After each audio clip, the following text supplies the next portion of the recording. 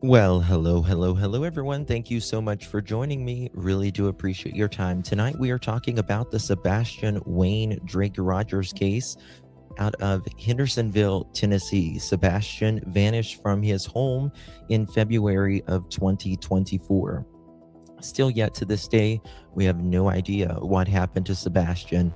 But recently, there was a filing by Seth Rogers, the father of Sebastian Rogers, claiming that CPS was negligent in not notifying him in the case. And tonight we're going to go over a little bit of that, but we're going to go back and look at the real things in the case that make you go, did Sebastian walk out on his own, or is more involved?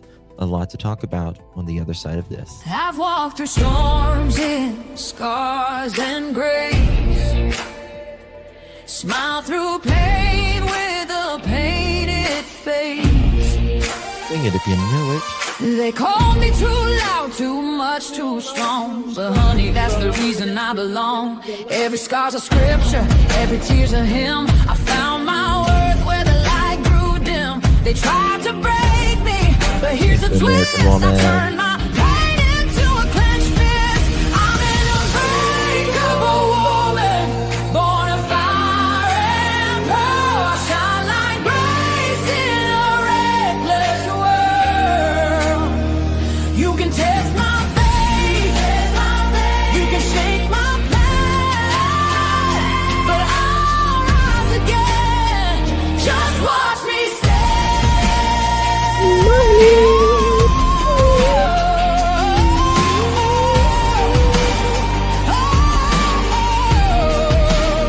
I've been whispered about and written off, judged by the gloss, not the cause. But God don't build weak hearts from gold. He made me fierce and he made me bold. I bend, I pray, I roar, I rise with mascara, tears and battle cries. Don't need your crown, I forge my own. From ashes, honey, I build my throne. I'm an unbreakable soul, dressed in truth and pearls. The fire don't scare me, it lights my world. You can doubt my voice, but you'll hear my name. I'm holy and hood, and I'm done with shame. For everyone called too much, too loud, too real. You're not to anything. You're exactly what power looks like. I'm an unbreakable soul, through the fight and flame. My scars are stories, my strength, my faith. Faith in my heart, fire in my curls, forever divine.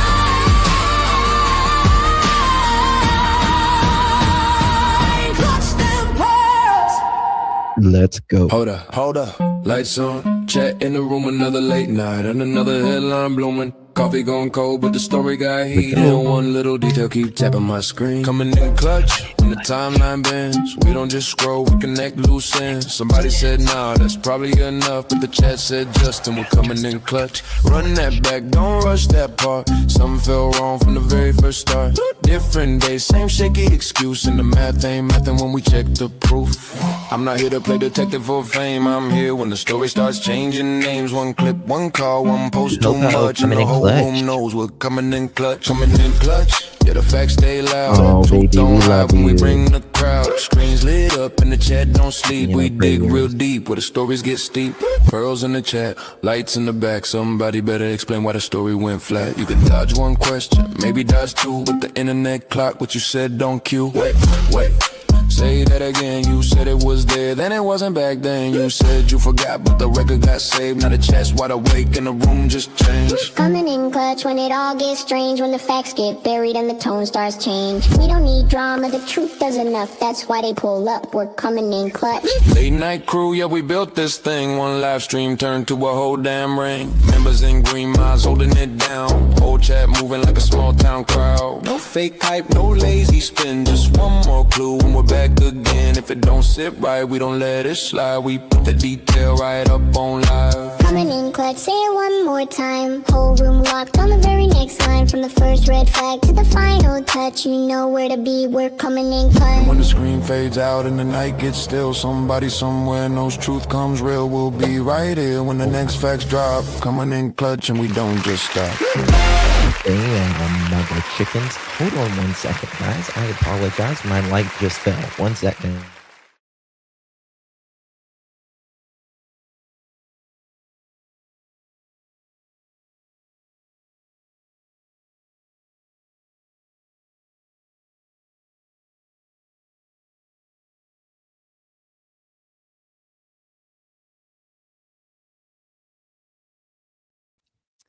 Well, hello, everyone. Good to see you all. Thank you all so much for joining me. Really do appreciate your time. You could have chosen to be anywhere on YouTube. You have a lot of options, anywhere on the internet, anywhere in the world, and you chose to be right here. I know your time is very valuable, and I do appreciate you spending some time with me.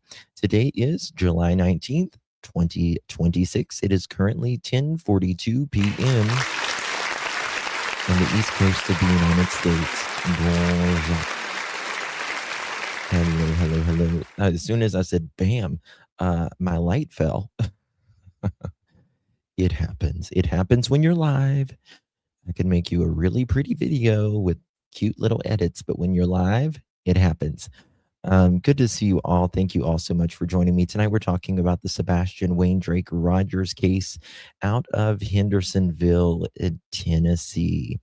And we're going to go over some things tonight. Sebastian has been recently back more in the news with, the filing that is going on and all that. And Alicia, today's my 51st birthday. Happy birthday, darling. Happy birthday to Alicia. Thank you so much, darling. Hashtag Team Cancer. You are a Cancer as well, like I am. Happy birthday, Alicia. Everyone wish Alicia a happy birthday. Happy birthday from all of us here at Clutch Them Pearls to you. This is my rendition of a happy birthday, Mr. President. Happy birthday to you. Happy birthday to you. Happy birthday, dear Alicia. Happy birthday to you. And many more, darling. Good to see you. Hi, Jim. Thank you so much. Welcome to the Pearl family. Appreciate you, my darling. Welcome to the Pearl family. How you doing? Good to see you, my dear. Appreciate you. Hobo, thank you for 18 months. Honey, I am praying for you and yours as your mom makes her transition. It is tough. It is tough. I have been in your shoes, and that's tough. I understand, and I pray that a peaceful transition for your mom and for all of you. Very, very tough. Much love to you, my friend. If you need anything, reach out to me. I'm not a doctor, but I have worked at hospice, and if I can help you in any way, shape, or form, you just reach out to me, my friend. Hello, Spirit Seeker. Good to see you, my friend. American Woman. Thank you for the sparkles. Appreciate you, baby. It's good to see you, my dear. Thank you so much. Tonight, we're talking about the Sebastian Wayne Drake Rogers case, and a lot of things We're not really going over much of the filing tonight. It's absolutely incredibly awful. What happened, what is claimed to happen in those documents. And again, this is the most toxic case I've ever covered. I'm just going to be flat out with you. The absolute most toxic case. It's either you don't like one of the parents in one way, shape, or form. It feels like it's divided on the teams, whatever. But the filing has nothing to do with, one side or the other. The filing is that if someone has joint legal and joint physical custody and there's a report, much less 2 reports, the parent should be notified. Any parent should want to be notified. Seth had a good live stream yesterday. I think it was yesterday. Was it yesterday? It was yesterday.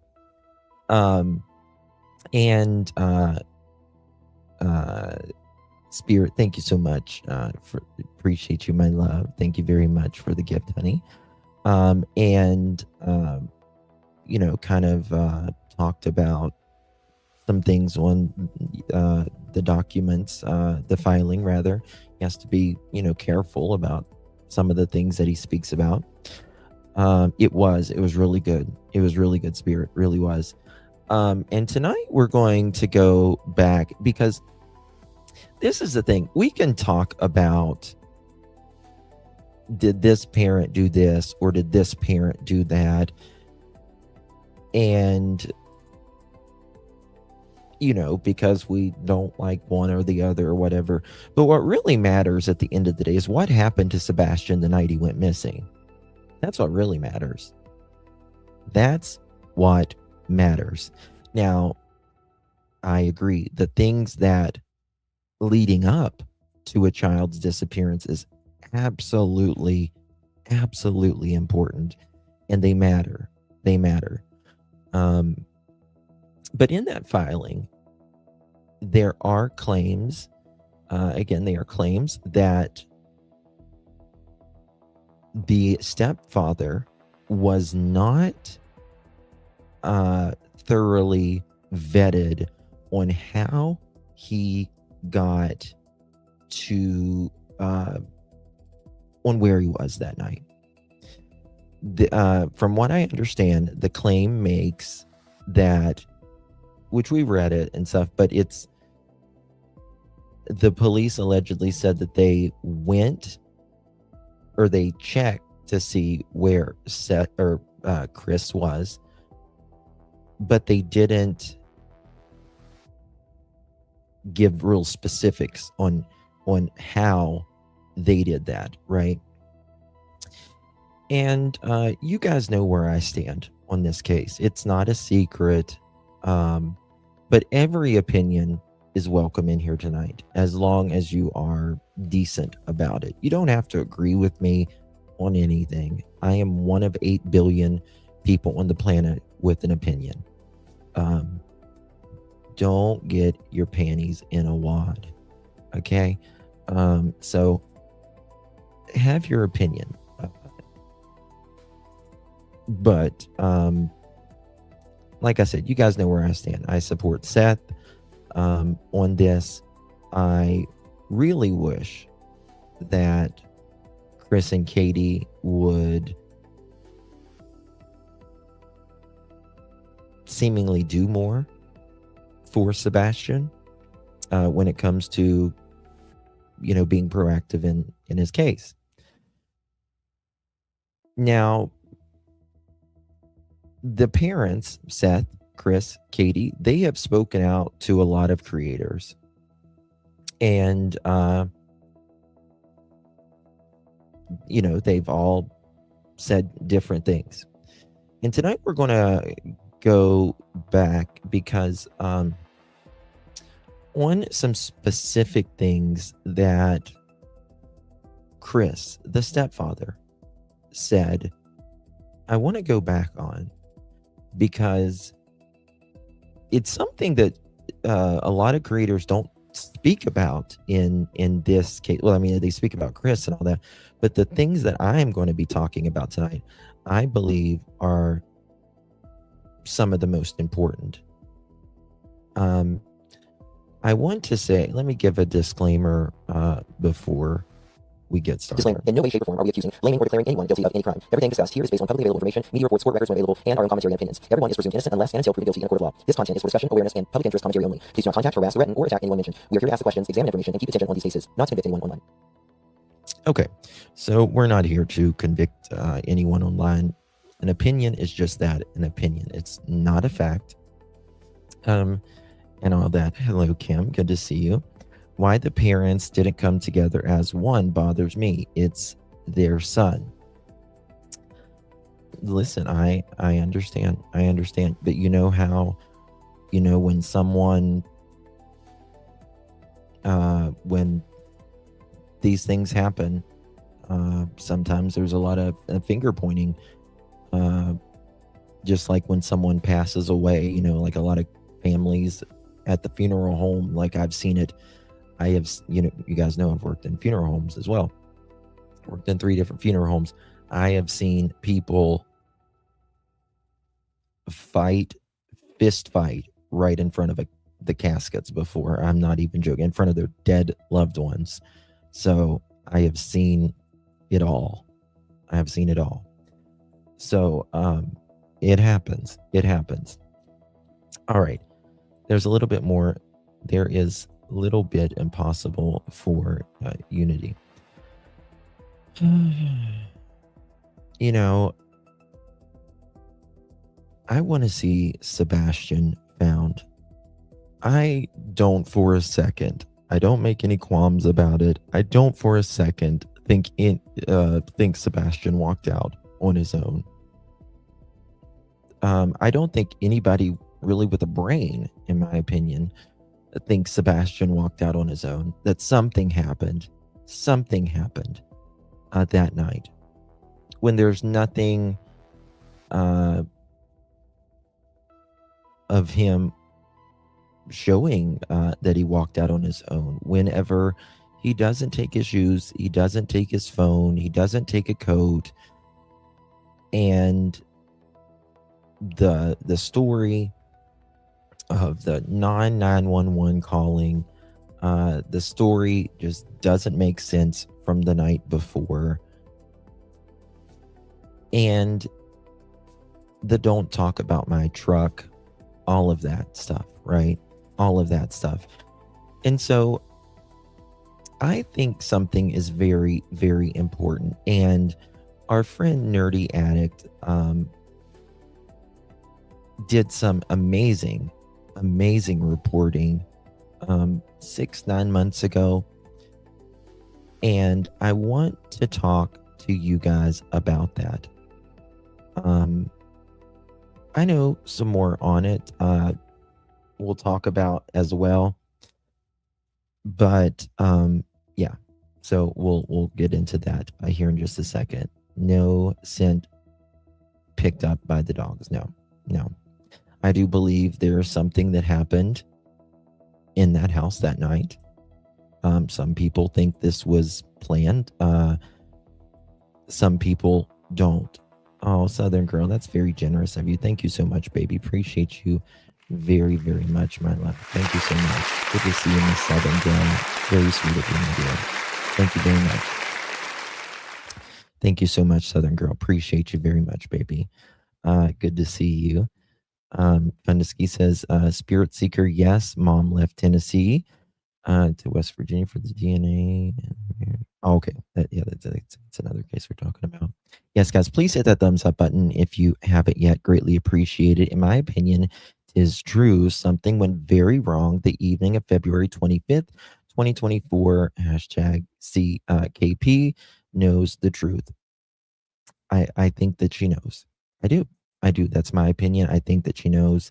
I think that really honestly, most people, especially outside of YouTube, believe something is wrong here, right? and no matter where you stand at, I think you got to admit that Katie's story is not, something is wrong, right? Something is wrong here. Oh my God, Southern Girl. Thank you. My gosh, thank you so very much. That is incredibly generous of you. Thank you so very much, Southern Girl. Really, really appreciate that. You did it again. Thank you so much, love. Very, very sweet of you. Really appreciate that, Southern Girl. Hey, Frosty, where you been, girl? Good to see you, honey. Tomorrow, having a special guest on. We're going to be covering Jack and Lily tomorrow, and having a special guest. So make sure, if you guys follow the Jack or Lily case, make sure you join me tomorrow, because something is fishy. Yes, yeah. And I've known about, allegedly, when it comes to the filings, I've known allegedly about the neighbor speaking out about hearing allegedly that what they claim is the father or the stepfather saying that really bad things about Sebastian, that he didn't care if he was allegedly dead or alive. Again, that's a claim. I don't know why, in my opinion, a neighbor would make that up. To me, that seems like it is for a neighbor to come out and be quoted and be interviewed about that, living so close to someone, would be uncomfortable, right? But I feel like they're doing what they feel is right. Now, there has allegedly been other things that was heard outside, closer to when Sebastian went missing as well, about allegedly disparaging comments to Sebastian as well. So tonight I want to go back to me, what matters the most, and that is the timeline. What Nerdy Addict claims that was spoken about from Chris himself. Right? Hold on one second. What is it? You try to leave the neighbor's business to them, but if you overhear stuff, it's not easy to ignore. And that's exactly right, Virginia. If you're familiar with Jack and Lily's case, they live, it's in Canada, but very small community. I believe the neighbors, because they didn't want to come out and say that they heard a car or anything. Just like in this case, you don't want to come out and say, you heard your neighbor saying this, but you don't expect a child to go missing next door either. So I applaud anyone who's, sees something, does something as well. So our friend Nerdy Addict spoke about some things, and to me, it's some of very interesting things that we're going to talk about. Fantasy says, I almost believe that KP gave Sebastian to foster care or a behavioral camp, in my opinion, without Seth's approve, in my opinion. See, I don't. I think, I don't think that would, I think that would have been found out pretty quickly, in my opinion. It'd have been found out pretty quickly. You can't just, if you have joint physical, joint legal custody, and you're going to, Sebastian has medication, all this, you're just not going to be put in a place in the FBI, TBI, Sumner County law enforcement. No, you know what I mean, Mama? Thank you so much Thank you all so much for your gifts and all that. I appreciate you. Mods, please remind me to thank everyone at the end of the live stream with the jewels and stuff. I can't see them on my side, so I don't want you to think I'm being stuck up or ungrateful or anything. I just can't see them on my side. I'm sorry to say I am new to this case, but I do not believe the mother and stepfather. I think the mother did something to save her marriage. And Styro, I don't disagree with you. I don't disagree with you on that. From what we hear, at least allegedly, that there was, trouble in the marriage, which happens, right? It happens, especially, the stepfather. This was his fifth marriage. And I think that Sebastian was listen, Sebastian, it's hard to raise a kid. It's hard. It's even the best behaved child is hard. It's hard to raise a child, a human being, for 18 years. Let's be real. If you're a parent, you get it. It's even more difficult raising a child with special needs or that's had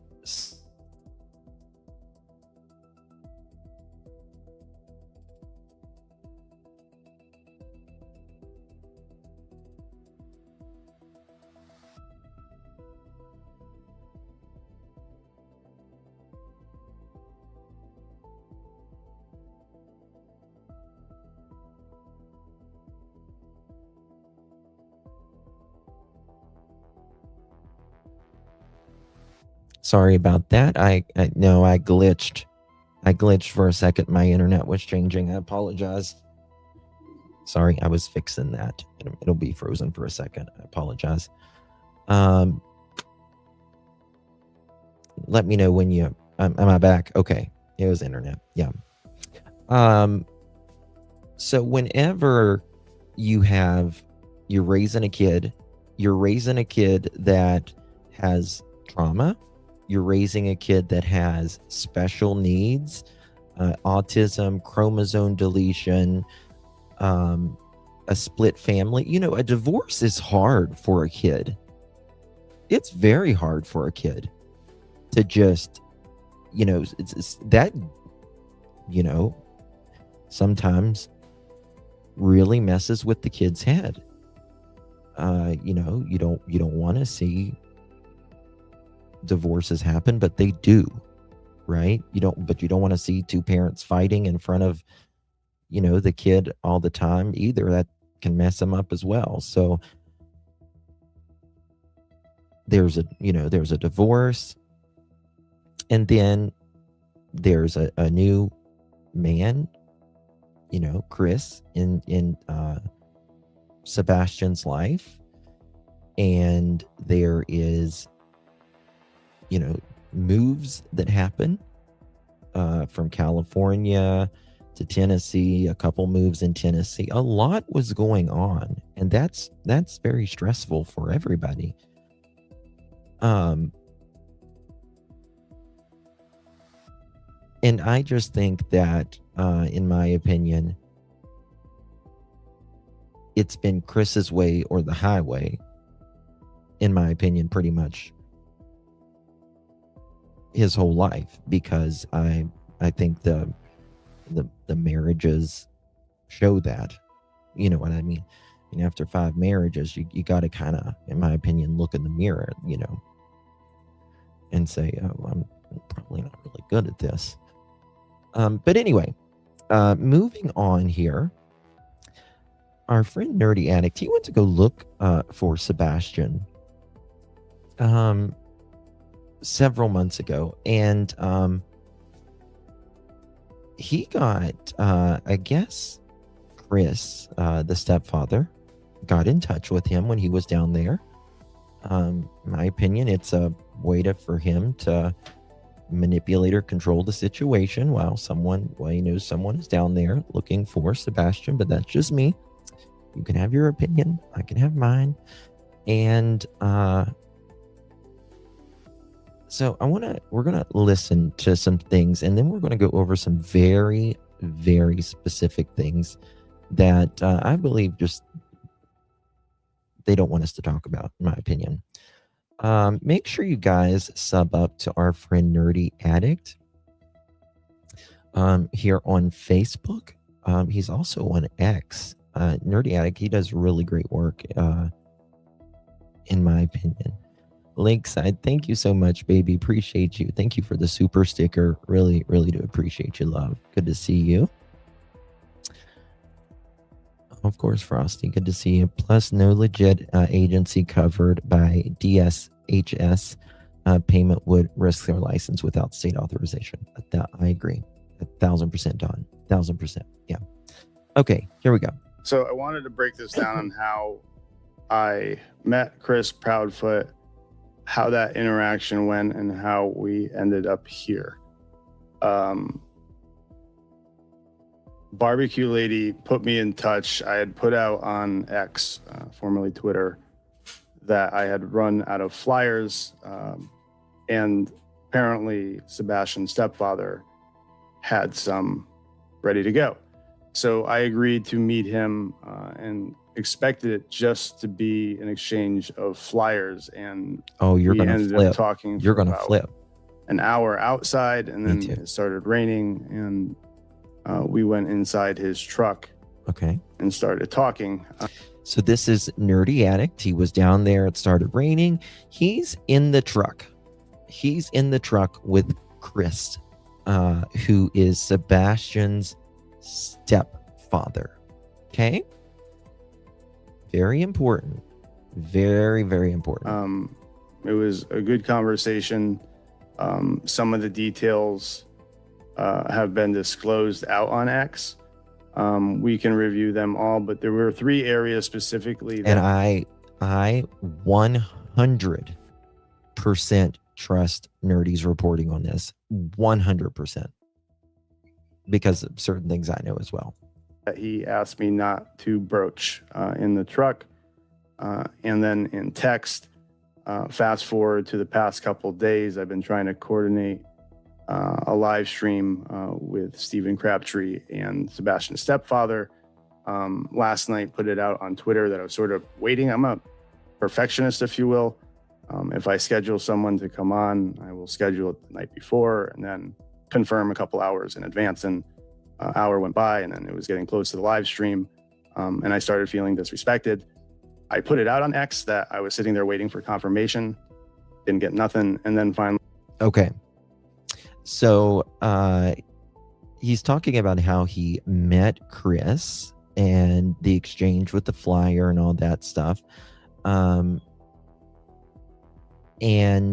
he's was talking about scheduling a live, and he felt like Chris disrespected him. And then there's certain things that Chris did not want Nerdy to talk about.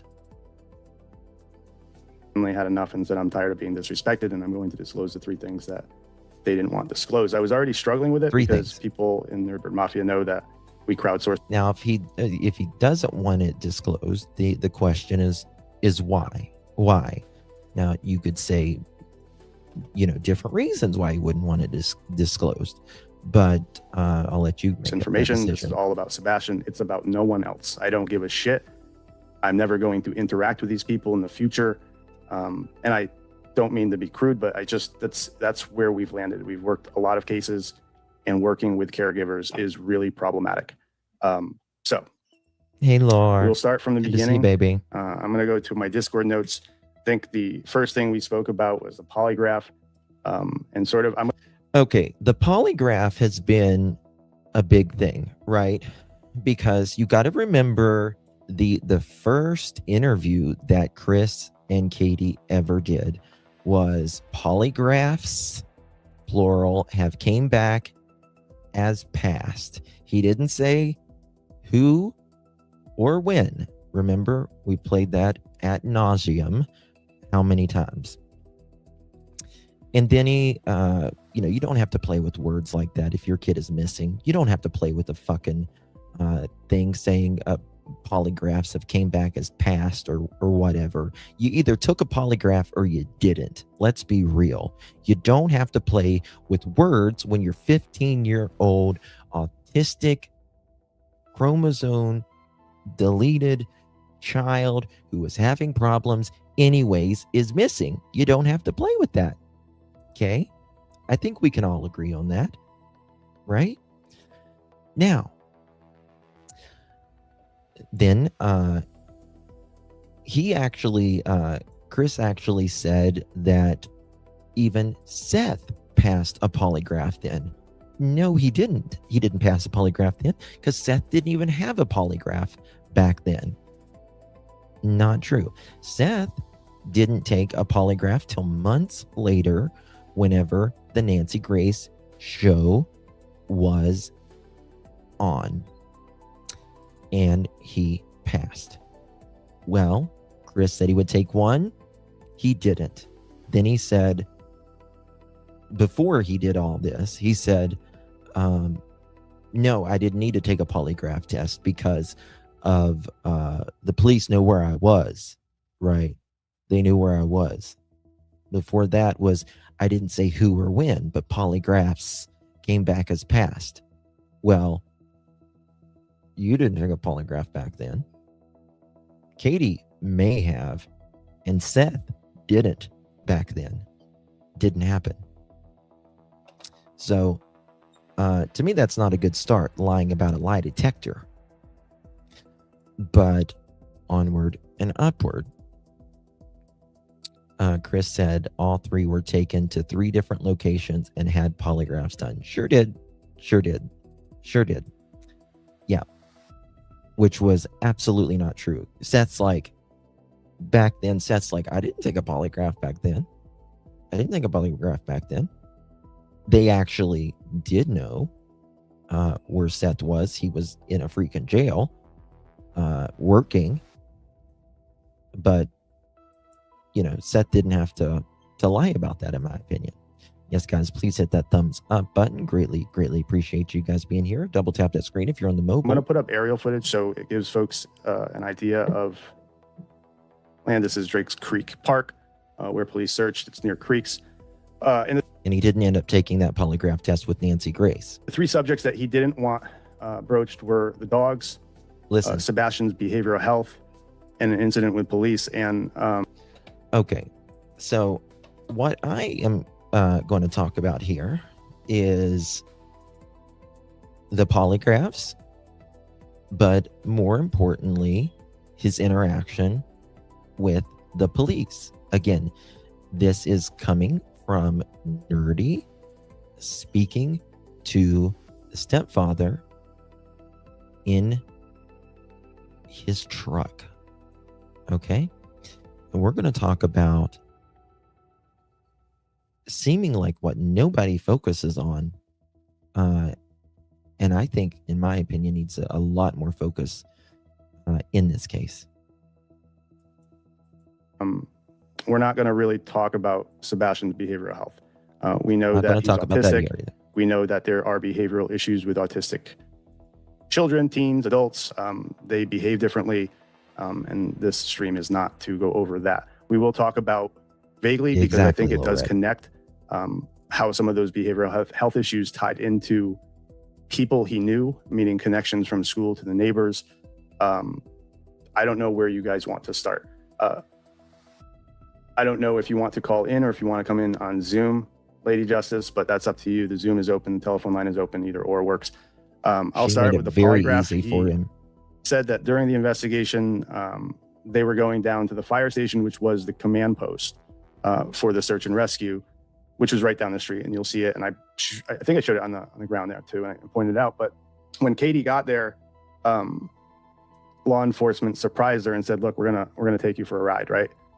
She had no idea what was happening. They put her in the car. They took her to the station. No, Barbecue just said him.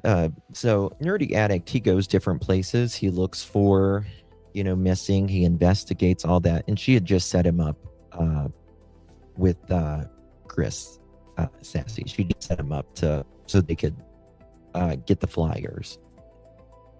To an interview room and asked for a polygraph. She took the polygraph, and then it was asked the same for Sebastian's stepfather and Seth Rogers. It's my understanding. Listen to this. And asked what was enforcement. Surprised her, and when Katie got there, law enforcement surprised her and said, "Look, we're gonna take you for a ride." Right? She had no idea what was happening. They put her in the car. They took her to the station, to an interview room, and asked for a polygraph. She took the polygraph, and then it was asked the same for Sebastian's stepfather and Seth Rogers. It's my understanding Seth Rogers has taken a polygraph on the Nancy Grace show, but there were some issues with it. He had to retake it. Sebastian's stepfather took the polygraph. However, there was one question that he... I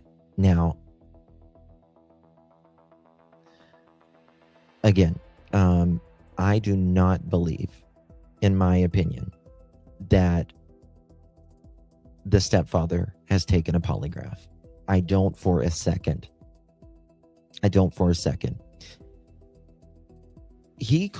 Nancy Grace set him up with a polygraph for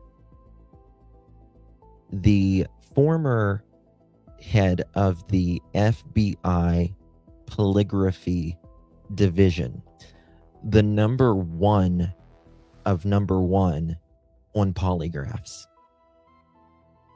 Okay. He did not take it. With Nancy. I do not believe after that was offered, he took one with TBI just because. He certainly didn't take one, in my opinion, before Nancy Grace. He got hung up on, in which he himself disclosed to law enforcement and said, "Look, I don't know how to answer this." And the question was related to, have you ever lied to authorities or police? So he's saying here, Chris is allegedly telling Nerdy that, oh yeah, he took one with TBI, and he got hung up on one question, and it's, have you ever lied to authorities? Right. Yeah, I don't believe it.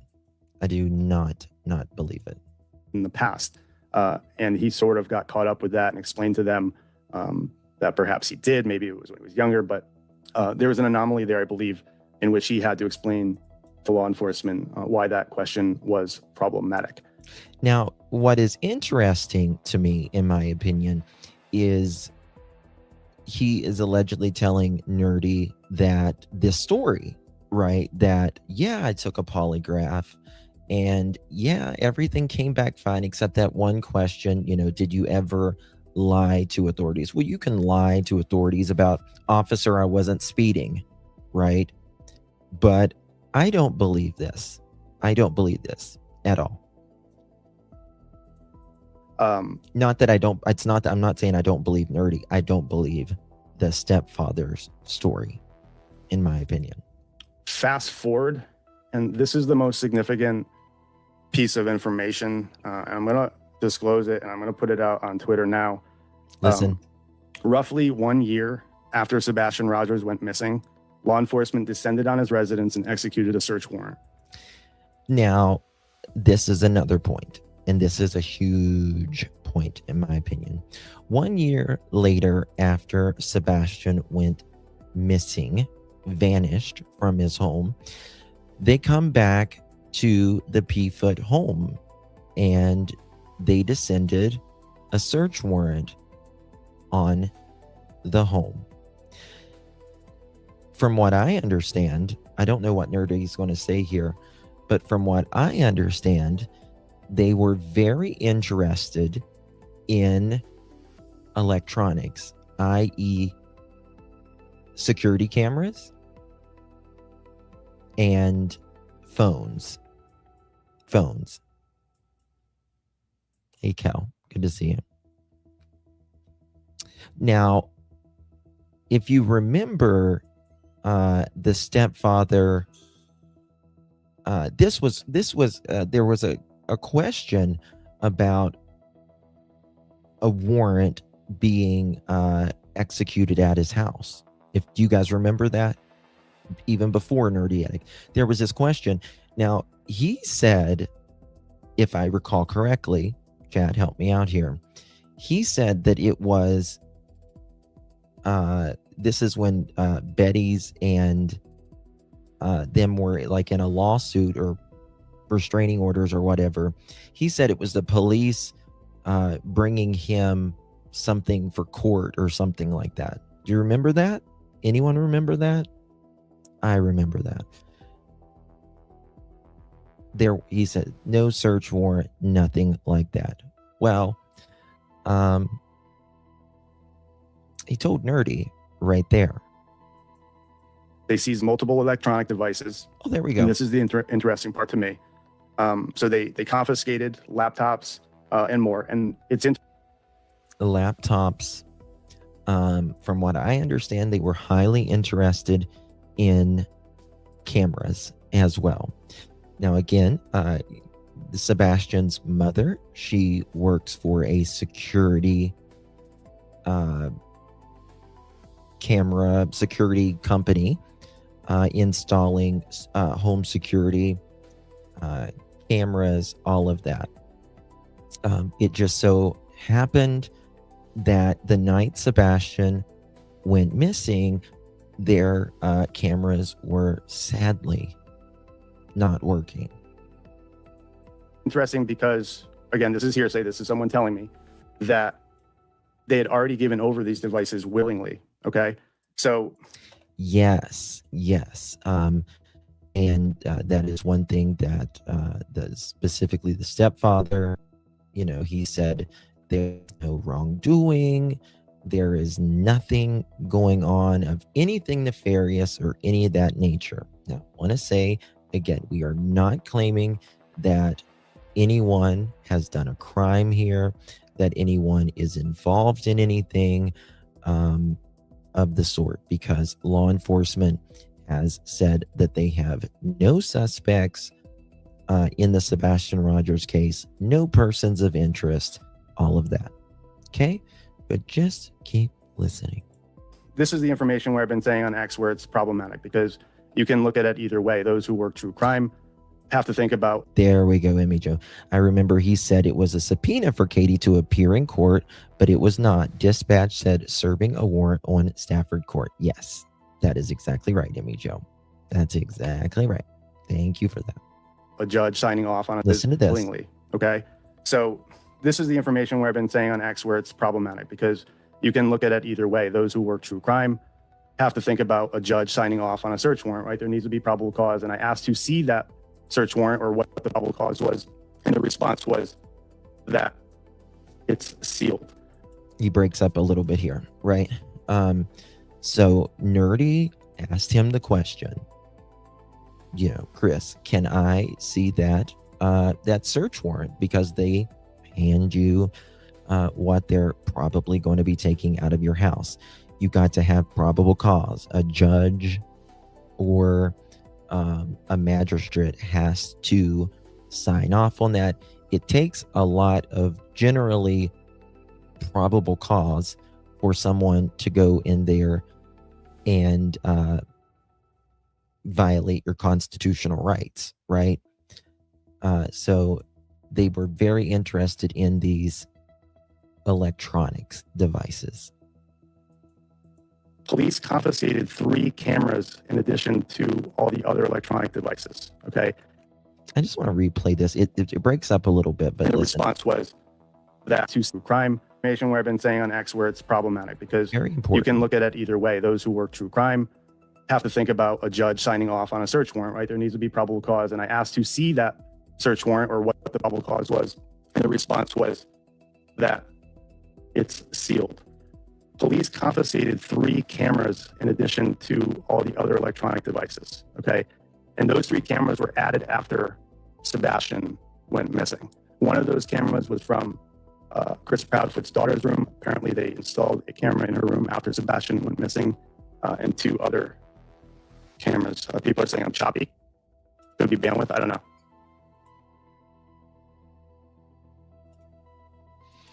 Now they're saying that it could be. Is that better? Yeah, I see it. Choppy voice. Is that better? Thank you, Indy. That they were, they come in a year later. He says it's sealed. He says it's sealed. Now, a year later, it's even more difficult to get that search warrant. If you know how search warrants work, for the authorities to go to a judge and say, we need something or some things out of this house 1 year later that you could have gotten when you was in that house 1 year ago, right? For you to go back in that house. That is a lot. That's a lot. Very, very, very important. Okay. So they confiscated 3 cameras that were added in the home after Sebastian went missing, which was interesting to me. One of those cameras was placed in Chris Proudfoot's daughter's room. I believe she's 8 years old. Police confiscated those cameras with the search warrant that was executed. I don't know what evidence led them to obtain a search warrant from a judge. We know that's sealed now.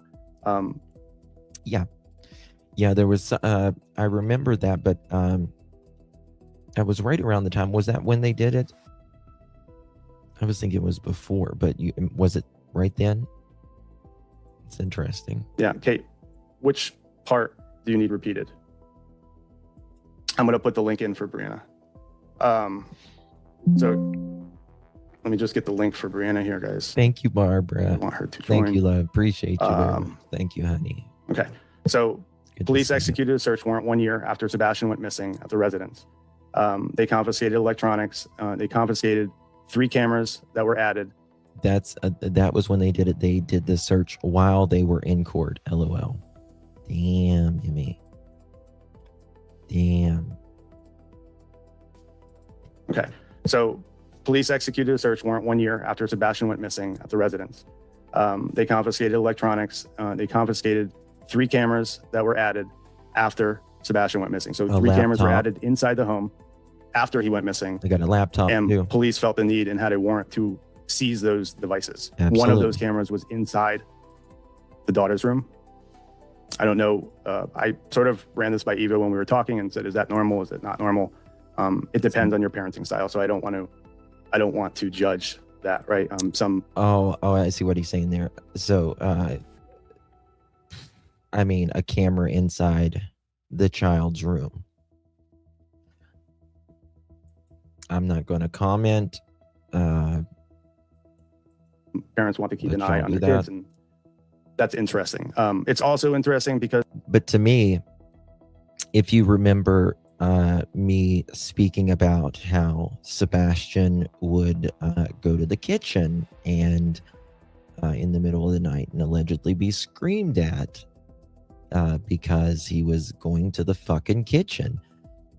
To me, that's not normal. That's just not normal. I just don't care. He's a 15-year-old boy. If he's hungry in the middle of the night, let him get up and get a fucking sandwich. It's not that big of a deal. Because I don't know. I asked his dad, like, do you trust Katie? And his response was, I trust her with my 8-year-old daughter, right? But then the fact that they had to put a camera in the room just sort of struck me as odd. So that was the first piece. The link should be there for Lady Justice when she joins. I should see her. Hey, there you are. Okay, let me put you on the screen here. Not my face, please. Oh, you could turn off your video before I put you up here. But actually, no, I think folks can hear you. I don't even need to put you on the screen. Can everybody hear Lady Justice? Wait a second for the chat to respond. Let me read that. Seth has stated on his live, said that the courts have sound on their cameras. I wish there was a way for Seth to obtain that. It would be deleted by now. I bet the conversation would give clues. Oh, I got you. You mean you mean when the court was going on? Mm-hmm. Yes, what Amy Joe's saying is correct. The one he's referring to. So allegedly, there was a camera in his daughter's room when she only visits like twice a year. Yeah. Go ahead and say something. Yeah, they're saying yeah, so they can hear you. How are you, Lady Justice? What do you want me to call you, Lady Justice? Brianna, what do you want me to call you? Brianna works because I was getting some really ugly comments about Lady Justice. So I'm assuming there's another one. It actually went choppy. Missing. Law enforcement. Okay. Hopefully, if it gets choppy again, let me know. This is a new setup. But roughly 1 year after Sebastian Rogers went missing, law enforcement descended on his residence and executed a search warrant. This is 1 year after he went missing, seizing multiple electronic devices, including 3 cameras that had been installed after his disappearance. That was the information that he was guarding and did not want disclosed. 1 of 3. But I want to take a moment for everyone to process that, think about it, and let you comment on it. That's that's crazy. The fact that they took footage after the fact of him going missing makes me wonder what they wanted to know that was going on in the house afterwards. Yeah, sure. Well, the cameras imply that, right? Because those cameras pick up everything. So confiscating the cameras, they obviously took more than that, right? But he seemed to mention those cameras at least 2 or 3 times while we were in the truck, and it seems important, right? When someone is telling you that they trust their partner. Kiki says, the video is interesting to me, Justin. There's a part where he says that CP says they 3 Wade, the sheriff. I don't know what you mean. My question is, did they call his personal number allegedly? Maurice, I was getting ready to text you. Are you okay, girl? How are you? How's the grandbabies? I was thinking about you. You know, and maybe it could be for other reasons. I don't know. I've never put cameras in my children's room. Me and you, thank you so much for 9 months. You're always amazing. Thank you for being you. Thank you, me and you. Thank you for 9 continuous months. Really, really do appreciate you, my dear, of your support. Thank you very much. The 3-way call to sheriff. I gotcha.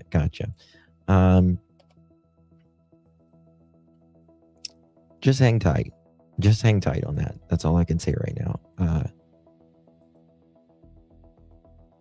It certainly wasn't a normal call. Growing up, baby monitors ended when they were babies, right? Yeah, so I don't know. I'm working on, I'm not. Someone is working on some more things on that right now. So,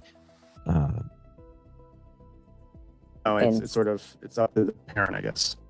Right. You did say they collected ones they installed after he went missing, correct? After. These 3 cameras were added after Sebastian went missing. And then when police hit the house with a search warrant, and again, let's think about the search warrant. Well, we don't know if Sebastian had a camera in his room when he went missing. However, there was cameras in the house. Now, they always asked Chris and Katie, did you have cameras in your house? But they would not answer. That is something they would say, oh, that's security, and I don't want to answer that. I mean, if you had cameras in your house, right, and a 15-year-old boy walked out of your home, you would have him walking out of your home in the middle of the night, right? Just like you would have Katie going to bed at midnight. Very simple. You either have cameras and you didn't want something being seen, in my opinion, on those cameras, or you didn't have cameras at all. It's not that, big of a deal to say whether you have cameras or not, in my opinion. Mini Panthers, trauma from his cats being taken, and then the snake, that as well. Yes. and just his general stuff in his room being thrown out. I agree. So sad, man. Right, a judge needs to sign off with probable cause. That probable cause document is sealed, as I know it. I reached out to him, said, "Can you pull the probable cause document?" And they said it's sealed. Their attorney tried grabbing it. So I don't know what it means. I don't know what it means, but I felt like it was important, and obviously they do too if they didn't disclose it.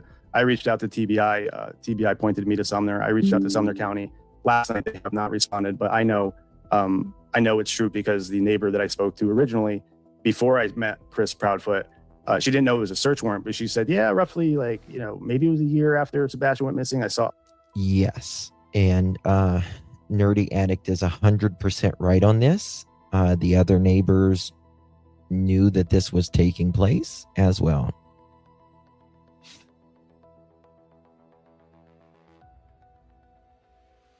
So there's that. A whole lot of cops parked out front. I don't know what they were doing, but that led me to. I believe it was local, Minnie. I'm pretty sure it was local on that. Obviously, the information about the warrant. So I'll let you take the mic. Sorry, I do remember that, but I never did hear what they obtained, and definitely not that they obtained footage from after. It's just going to take me a little bit to process. Yeah. Well, I'll go on. We'll talk about the dogs. I presume, first of all, people joining, I like to do my own independent thing on the ground. So if the information was already out there, fine. If not, really? Good question, Tracy. The dog thing is interesting. I'm going to stop on the aerial footage so we can see it from the air. Yeah. And here's how it was described to me. You would think Katie would have the house protected, especially since she works for Brinks. So not too long after Sebastian went missing, they got new cameras installed. You guys remember that? They got a whole set of new cameras, which I found very interesting. No, love you, darlings. Two sick in-laws. Oh gosh. Oh, it's winter where you're at. I forgot. Yes, that's even worse. Thank you so much for the clutch, Joan. Appreciate you very much, honey. Good to see you. Good to see you, baby. Okay. Listen to this. Search dogs. So first, dogs were used to pick up the scent of Sebastian.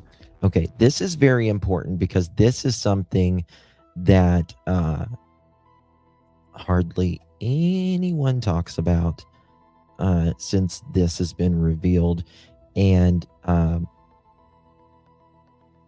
like I've always said, I know some things in this case that I can't say, but I knew when Nerdy released this that he is telling the truth. Just like I knew about the neighbors saying that thing about Sebastian and certain things that Seth alleged in the reports. That's new. I knew that stuff. Never said anything, obviously. But when Nerdy said this, I was like, okay, he knows. So listen to this. Stop on the aerial footage so we can see it from the air. And here's how it was described to me. Search dogs. So first, dogs were used to pick up the scent of Sebastian, meaning we all know that they would give him clothes, socks, right, to pick up the scent. The scent, he said, led across the street to the neighbor's house, and specifically to the playscape that they had. I guess they had a playground or like a little playscape, swing set, slide. I don't know. Thank you so much, Kiki. Did they ever check KP van? Didn't Seth say no with equipment in their hum? I don't know about that. I would think that they would have. I hope that they would have. I don't think the van was used, though, in my opinion. I don't think the van was used.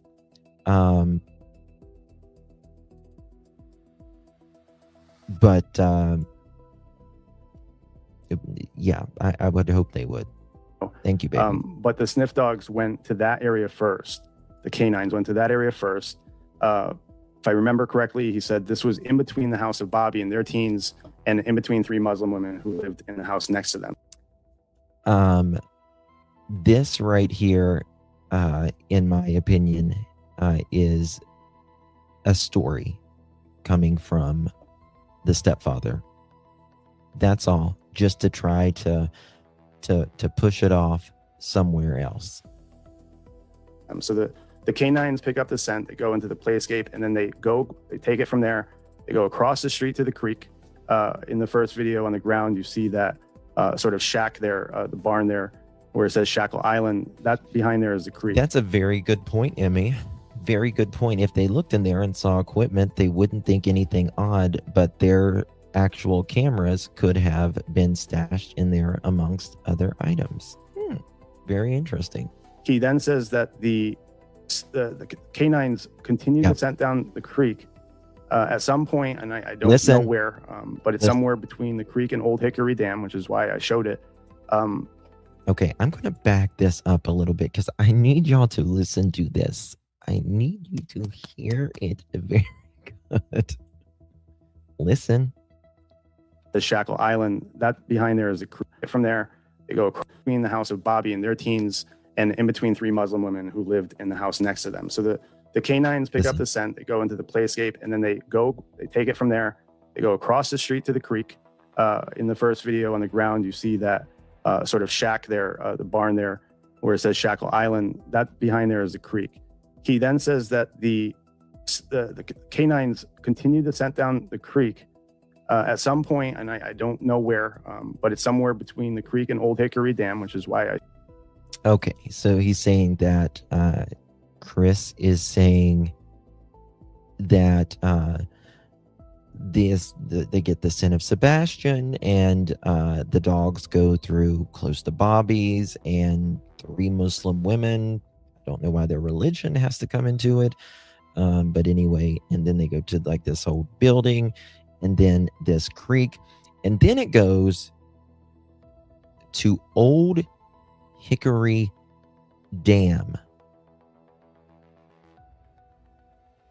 Do you know how far Old Hickory Dam is from there?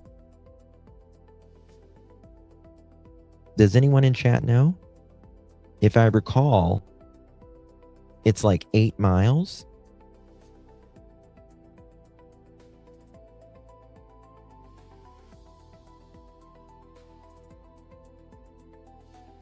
Oh yeah, he did. Yes.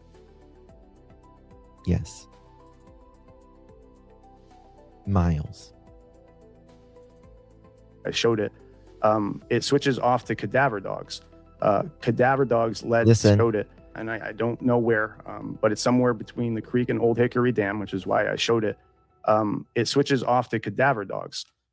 Cadaver dogs led to the dam. Bingo. Cadaver dogs led to the dam. Now, in my opinion, and things that I know, I'll just say 7 miles via roads. Thank you, Sassy. I agree with that, Lakeside, yes. He is mixing some truths with some untruths, which is very typical, because usually someone has to have an anchor. There's some truth in the lies generally. So we move from scent dogs, looking for Sebastian, to cadaver dogs going to Old Hickory Dam. That's true, Rogue. Listen. Where, but it's somewhere between the creek and Old Hickory Dam, which is why I showed it. It switches off to cadaver dogs. Cadaver dogs led to the dam. Now, I had a whole lot of questions for ChatGPT because I don't know if someone drowned 6 months ago, if cadaver dogs are going to pick up on that scent or not. I'm not a canine specialist. I'm just relaying what he disclosed. So again, the canines that picked up his scent went across the street first in between the 3 Muslim ladies' house and Bobby's house with the teenagers.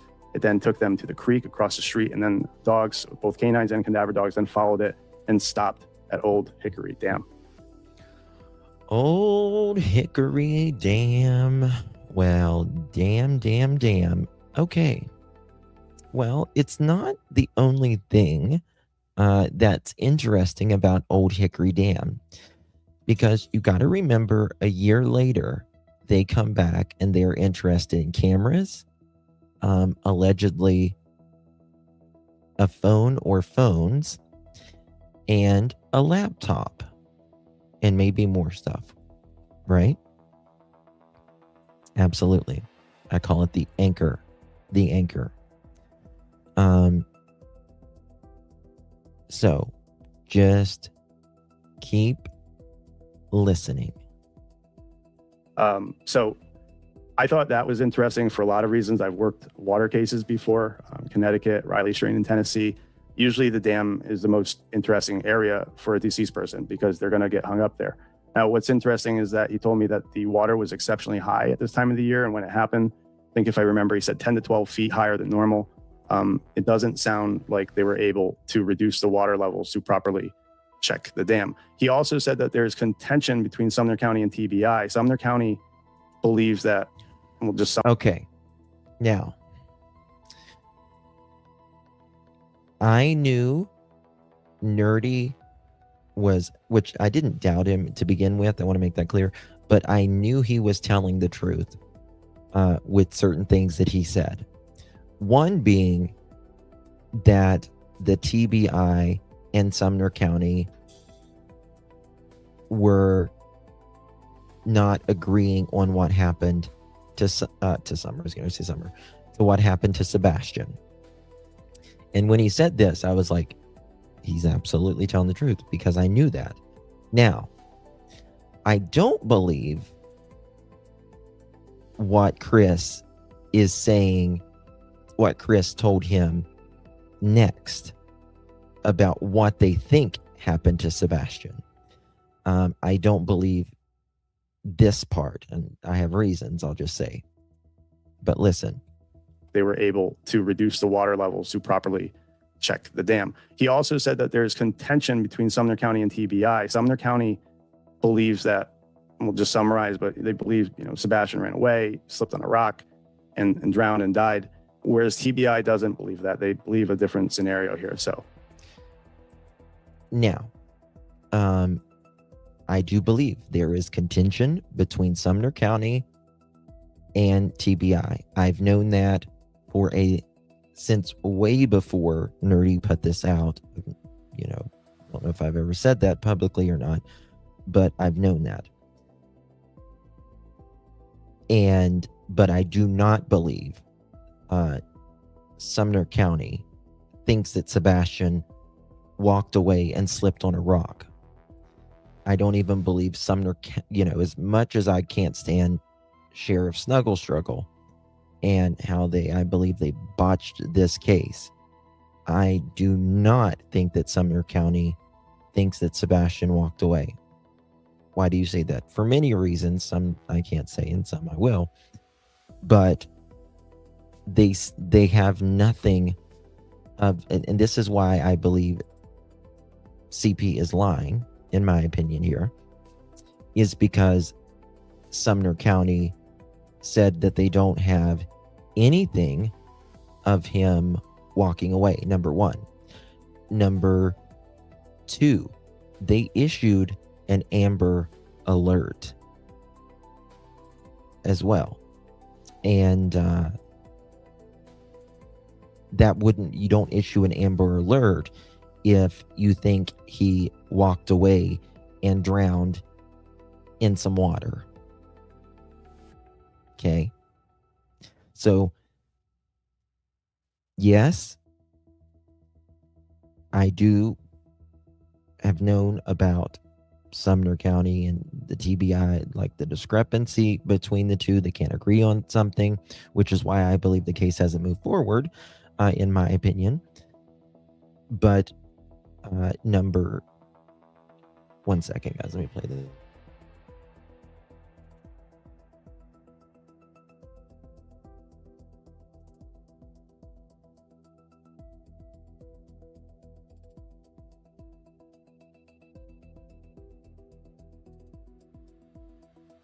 So I don't think that they would have issued that Amber Alert thinking that Sebastian walked away and just, fell in a dam 8 miles away when there's nothing to suggest that. But there's a lot more with this, which Nerdy's going to get into. And again, I believe, I don't know why a lot of people don't, like other creators, don't talk about this. Maybe because they don't know more about it. Maybe that's why. Yaya, thank you for 20 months. What a legend. Thank you so much, my dear. You are an OJ. Hey, Justin and beautiful girls. Hey, Yaya, thank you so much for your continued support, my dear. Really, really do appreciate you, babies. Okay, moving forward here. I'll let you guys process that, and I'm going to let you take the mic for a second. Okay. Oh, that's crazy. Yeah. I'll wait. Let me move forward. Actually, To lower it to a level. Okay, here we go. The theme that, and slipping on a rock, and the theme that they didn't drain that dam. I didn't know that either. Actually, that bothered. Yes. 8 miles with no shoes, no jacket, a child that, let me see if I got it here. Yeah, I do. 1 second. Let me find it. Let me just show you this real quick. We'll come straight back to this. Promise that I just want to show you as an example. A child that is not the outdoorsy type at all, doesn't like bugs, hates to get dirty, is always very neat and clean. And watch this, Sebastian getting out. This was right before he went missing.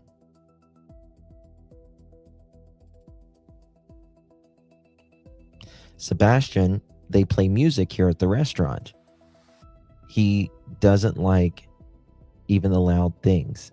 He's going to cover his ears right here. Watch him. Soon as he gets out, as soon as Sebastian gets out right here, he is covering his ears. He is scared of it's overstimulating to him.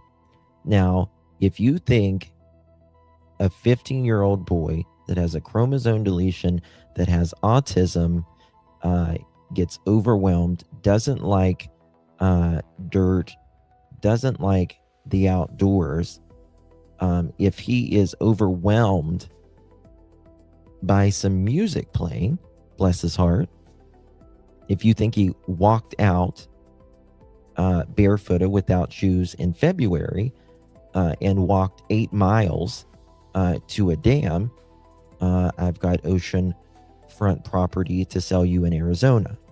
Okay. Right there. He is covering his ears right there. And watch him as soon as he gets out. Right there. Closed.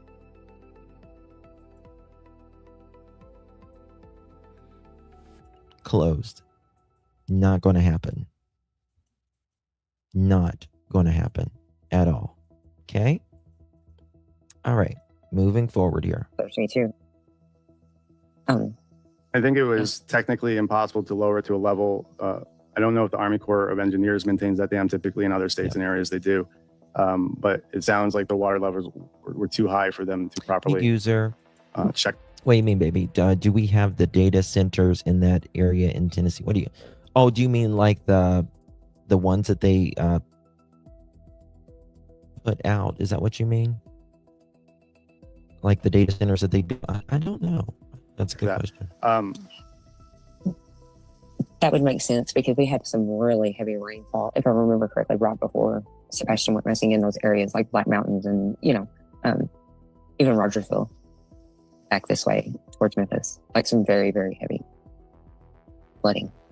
Also, one of the interesting things when driving the area, I was actually on the GoPro and I'm like talking to myself, trying to narrate to you guys, but I didn't put that up here. But that creek was so shallow. I was like, there's no freaking way he drowned in here. But apparently the way Chris described it was when the water was this high, or when it gets high at this creek, it's not. He didn't drown in that creek. He didn't drown in that creek. Just inches deep. He said it's deep enough to cover a pickup truck and make it float away. So that was interesting to me. And it sounds like the water was that high when Sebastian went missing. And I just worried, and I said this last night on Spaces.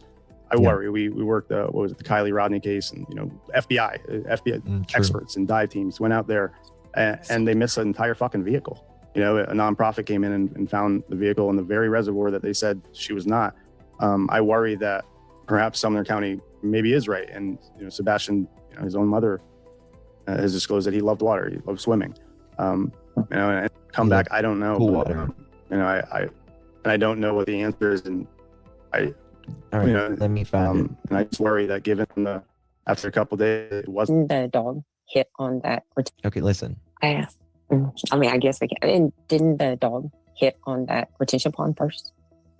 Didn't he supposedly drive straight into that retention pond or whatever it was? That's not what I was. That's not the way Chris explained it. And again, take it for a grain of salt, but I don't. Okay, now the retention pond. This is what allegedly Chris told Nerdy. Know where that information. It's the first time I'm hearing that. I do have people were telling me to check the retention pond, but a retention pond, searching that versus a lake are two different animals, two different beasts. Definitely. So and someone's asking in the chat, am I sure? Yeah, there was a massive search on the ground. I don't know if people realize how massive the search was, and I know how far away the creek was, and I asked myself the same question. Joey, and good to see you, my dear. Does anyone want to buy a bridge in Brooklyn? Right. Exactly. Remember, CP had a court date coming up, so with the missing child, you can't see records on ongoing investigation. Yeah, they got it locked down. I am relaying the information that Chris gave. So he said that the canine dogs were actually on top of the dam. Like there's a walkway on the dams, and that's where they stop. So again, he could be misleading me. So right here, Chris says that the dogs were like on top, literally on top of the cement dam is where they hid. Okay.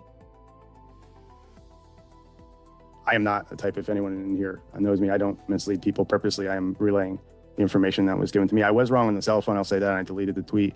I think, as I understand it, and Irina can correct me if I'm wrong, but he asked me to remove it, and I did because it sounded like it may have gotten confused. Sebastian had a couple, he had numbers pre-programmed on his phone. Listen. When police started searching, there was an unknown number.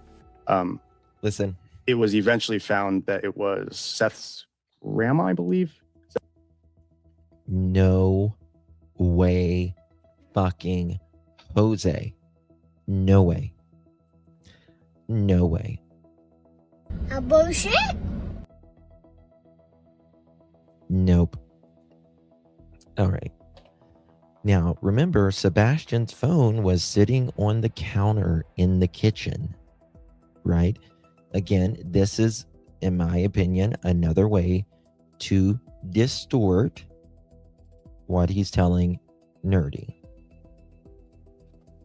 It was eventually found that it was Seth's grandma, I believe.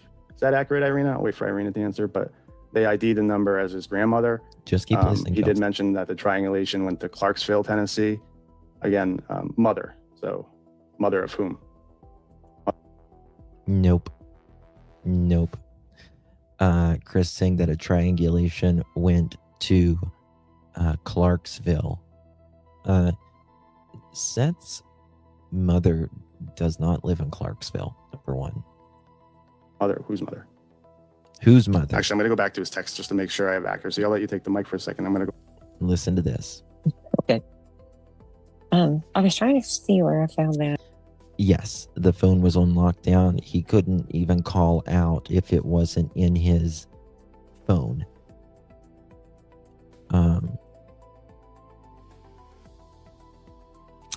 That's a good question, Nana's a dragonfly, and I don't know that. I need to ask about that. That's a good question. Yes, Mohawk says mom lives in Texas. So dumb. About a dog hitting on water. And I know I've seen that a bazillion times, and I even have it somewhere shuffled away in my notes. But I can't find it right now. And also those video clips I sent you last night, I can't find that either. Sebastian's phone had a number that wasn't identified in his phone We found out the Now, this is, I'm going to rewind this just a second because I should have said it before he said this.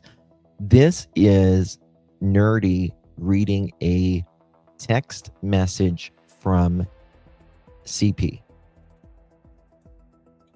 Sebastian's phone had a number that wasn't identified in his phone. We found out the number belonged to his grandmother. The burn cell phone that I told you about was a phone that called one of the 3 parents. Now, again, this is the semantics of CP. Okay. Here we go. Sebastian's phone had a number that wasn't identified in his phone. We found out the number belonged to his grandmother. The burn cell phone that I told you about was a phone that called one of 3 parents. It called Seth's phone. It doesn't need to sound like Sebastian had a burner phone either, because there is no proof Sebastian had one. Now, again, it's his semantics that he is saying here, in my opinion, just like when he talks about the lie detector test in the beginning, when he says the parents have taken a lie detector test, or I'm not going to say who or when or where, or I can't remember which one it was. Yeah, burn phone. Oh yeah, the burn phone.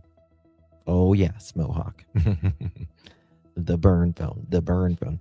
Who the fuck has a burn phone when a 15-year-old boy walked out of the house barefooted and no code? Why are we talking about a burn phone?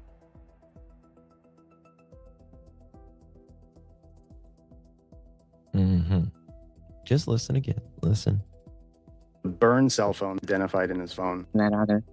Sebastian's phone had a number that wasn't identified in his phone. We found out the number belonged to his grandmother. The burn cell phone that I told you about was a phone that called one of the 3 parents. It called Seth's phone. It doesn't need to say. It's very interesting because he says it called one of the 3 parents, and then he says it called Seth's phone. Now, nobody talks like that. Nobody speaks like that. It called one of 3 parents. It called Seth's phone. You would say the burn phone called Seth's phone.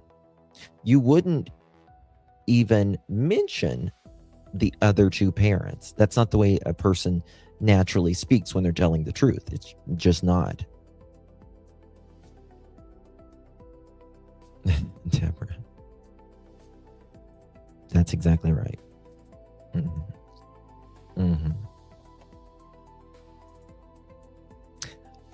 No. Some of it is BS. Some of it, there is truth. He's, in my opinion, mixing some of the truths, but he's twisting it to fit his narrative. Lying, in my opinion, to fit a better narrative.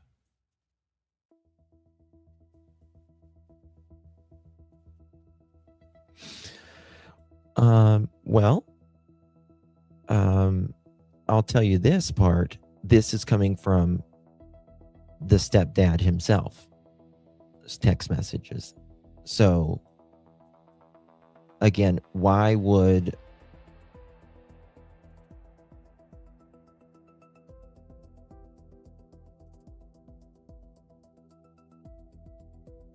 there went my internet again. When they say that, I might glitch for a minute, guys. When they say that Sebastian just walked out of the house.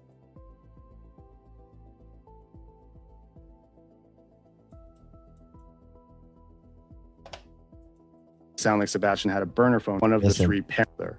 The burn cell phone that I told you about was a phone that called one of the three parents. It called Seth's phone. It doesn't need to sound like Sebastian had a burner phone either, because there is no proof Sebastian had one. That was his response when I tweeted out what I tweeted. You guys need me to read that one more time? Sebastian's phone had a number that wasn't identified in his phone. We found out that number belongs to his grandmother. Now, why would Sebastian, hey girl mom, why would Sebastian not have his grandmother's phone number in his phone?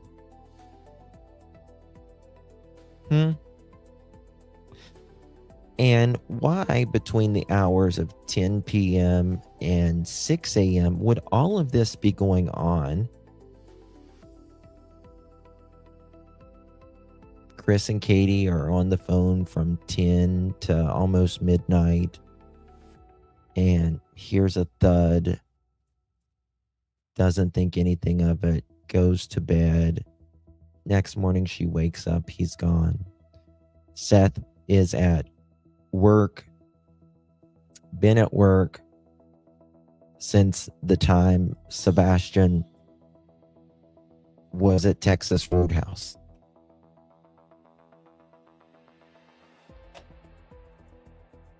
Identified in his phone. We found out that number belongs to his grandmother. The burn cell phone that I told you about was a phone that called one of the three parents. It called Seth's phone. It doesn't need to sound like Sebastian had a burner phone either, because there's no proof Sebastian had one. Okay. I don't know, Queen Letitia. You can call me whatever you want, baby. You can call me whatever you want. If you are so concerned about a guy wearing makeup, get a fucking life. How about that? How about that? Wait a second. If I got any lipstick for it, let's see if we got any lipstick for Queen Letitia. She's got no life to worry about. I'll get you some lip gloss, baby. Just 1 second. I'll find you some. Just a minute, okay? Don't worry what's between my legs. I am comfortable with my little toolbox that God gave me. But if I wasn't, I would fix it. Okay, baby? So you just sit back and relax, honey. Okay, moving on. Dumb fucks.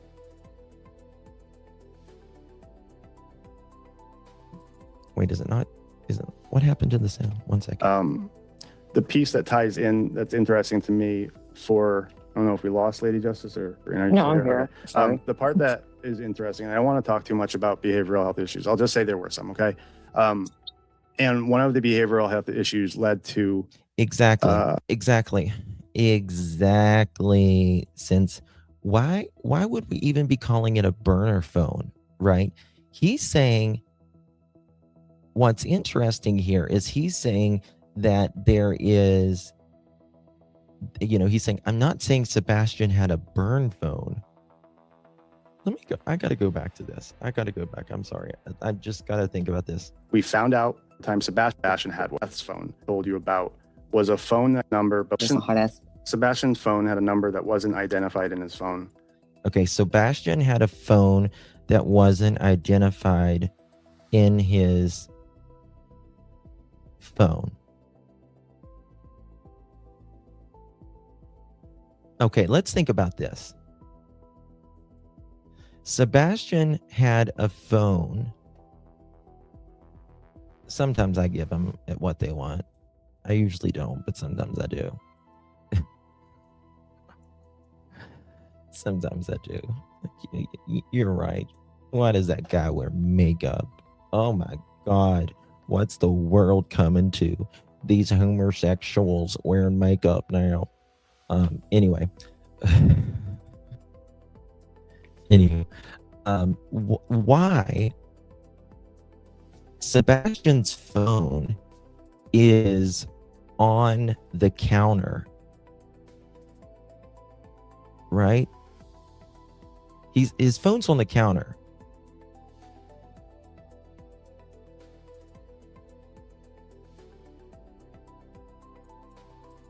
Thank you, Diana. But why is... Okay, I got to hear this because I'm getting somewhere. We found out the number belonged to his grandmother. Okay. The burn cell phone that I told you about. Okay. So Sebastian's phone is on the counter in the kitchen. But his grandma allegedly, I guess, calls this phone with this phone number. She lives in Texas, by the way, that she's not in the phone. Okay. And then he goes to something. Well, yeah, why wouldn't it be saved? Exactly. But then he goes to the burner phone. I bet they took Sebastian's phone day one, went through the calls, found the number that wasn't saved as contacts, traced it.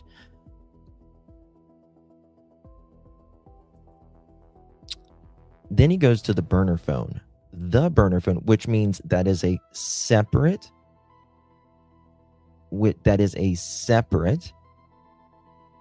phone. Hey, Pickle. Good to see you, baby. That's a separate phone. The burner phone. Hey, Smiley.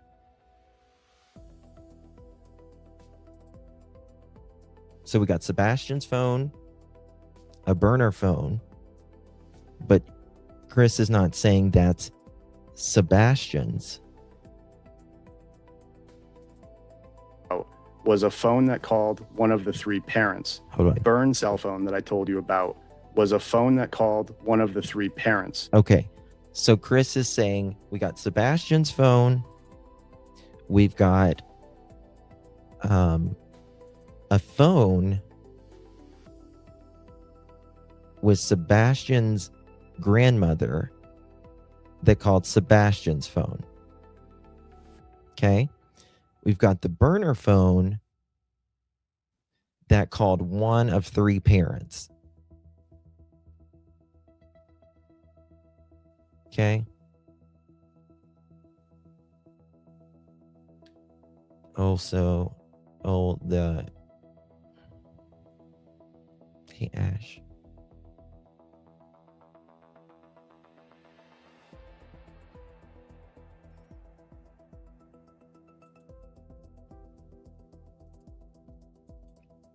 Well, we got to keep listening because he's going to get to another point about where this phone pinged, and we'll talk about that because I know a little bit more on that as well.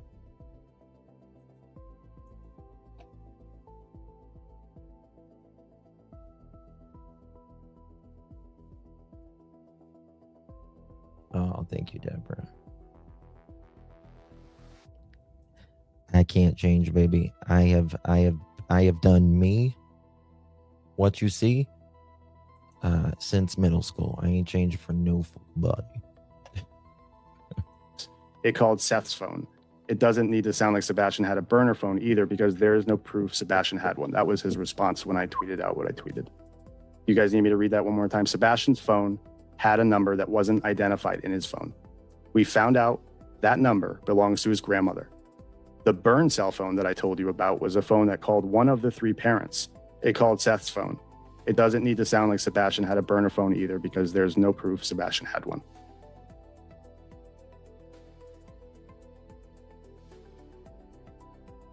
Okay, it's a little quiet right there. I don't know if, the piece that ties in that's interesting to me for, I don't know if we lost Lady Justice or No, I'm here.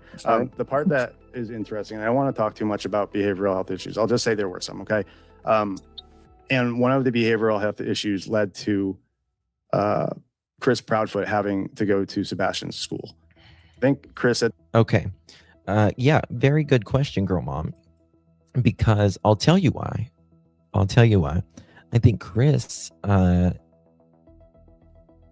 well, I mean, I'll tell you how I think he learned about it, but I think there's more involvement in my opinion. But I do believe, thank you, Michelle, that they asked him about this burner phone.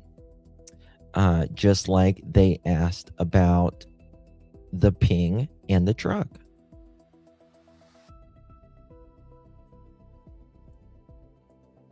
That was the feet trying to get their story straight, probably a VoIP number from KB. Well, Tabitha, I've followed Sebastian's case. Actually, probably the first 4 people online on YouTube that covered Sebastian's case was Trevor, Josh, Smiley, and myself. And I showed that there was 2 VoIP numbers that they had. I got, if you go back to my Sebastian, way back to my Sebastian live streams, you'll see where my private detective that I work with showed 4 numbers. I've showed you guys the VoIP numbers, the date that they were opened, all of that as well. But again, why is any of this happening the night Sebastian went missing? The last time he saw Sebastian was on the 2nd, and I believe issues led to Chris Proudfoot having to go to Sebastian's school. I think so. There, all 4 parents was at the school. I was the one that broke this information that Sebastian had. Did I say all 4 parents? I mean all 3 parents to the school. There was a meeting. Seth was there, Chris was there, Katie was there at the school. Chris said the last time he saw Sebastian was on the 2nd, and I believe it was the last time he saw Sebastian was on the 2nd. I disagree with that, I'll say. Nana, thank you, baby. Love you to pieces. Thank you so much, Nana. Appreciate you, Mamacita. Thank you so much, Nana. Love you to pieces. Really appreciate that. If you received one of those, make sure you give our Nanas a big, big thank you. I really appreciate it. They were blaming everything on Seth. It was bad. Well, you guys know that I was live. And I will say there are people at the school that watch me. I'll just say staff members. I'm not going to say who it was. I've still never said, and I'm not going to say who it is. But they was the one that told me about this meeting. Thank you, Nana. And it was bad because they were allegedly loud and obnoxious. I believe, if I'm correct, it was at Beach High School. Sebastian had a behavioral health issue with a teacher, acted in a way that wasn't appropriate. Now, again, I believe there is some truth in some of these things that he's saying, and I believe there are lies. Just my opinion. I'm one of 8 billion. You believe what you want to believe. That's fine by me. But did Sebastian have behavioral problems? Yes, he did. And God bless him. He doesn't understand the way that you and I understand things. He doesn't see things the way that you and I see things. And he's got a chromosome deletion. He's got autism. He's got trauma, moving, all the things. Now, right here. Had a behavioral health issue with a teacher, acted in a way that wasn't appropriate with the teacher. I don't believe that. I think there was some inappropriate things that Sebastian might have been doing. But again, that does not make him bad. at all. Again, he doesn't experience things the way you and I, the cultural norms, he doesn't understand. And, you know, he's got to be taught that and all that. It doesn't make him bad at all. He was not easy. He was not an easy child, right? Because of the things that he dealt with. Oh, thank you, Styro. Clutch has become my favorite true crime show. Thank you, Justin. Thank you, baby. Appreciate you, Styro. Thank you for that. Thank you for that compliment. Really appreciate that, my love. I heard in the bathroom, not with teacher. There was a few accounts. What are you doing? Hey, Queen Bee coming in clutch. Good to see you, baby. I think we can all agree this is sad, and we all want Sebastian found. 1,000%, Queen. 1,000%, baby. 1,000%. Yes. Yes.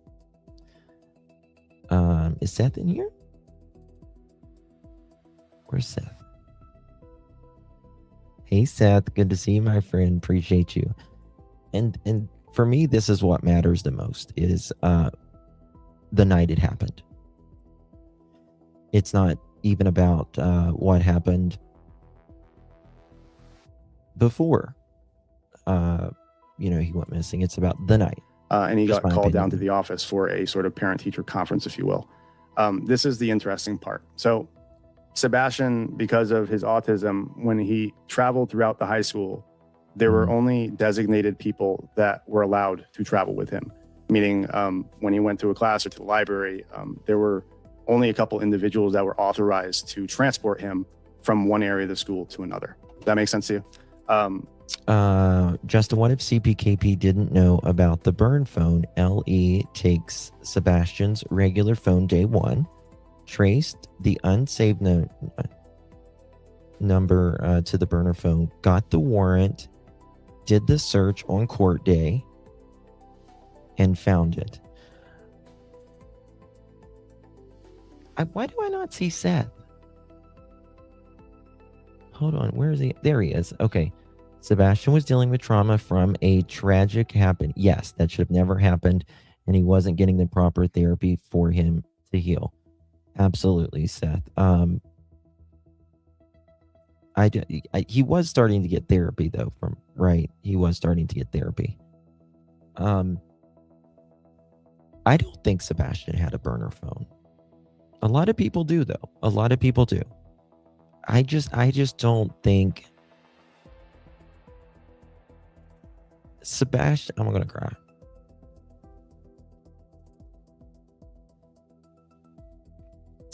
I don't know why this bothers me so much. Whenever you look at the CPS documents, Sebastian went to the CPS lady and he said that he was upset because he was lying to Chris and Katie about brushing his teeth. And to me, that just shows like he's such a pure little guy. He's such a pure little guy that he just had no intention. You know, all kids are special, right? But then there are kids that have special needs and they don't understand, absorb, necessarily everything. They don't. And that just like when I read that, I just thought he's 15 years old male. His body is a 15-year-old male. But his mind isn't. Right? His mind isn't. And that makes me just absolutely break. Just how pure, like, oh my God, I'm afraid I'm going to get in trouble for not telling him I brush my teeth. You know what I mean? Yeah, Kiki. Yeah. Apparently, on the day that this happened, Chris sat down in the conference room and Sebastian was walking with a girl, an older girl who wasn't authorized to walk him through the hallways of the school.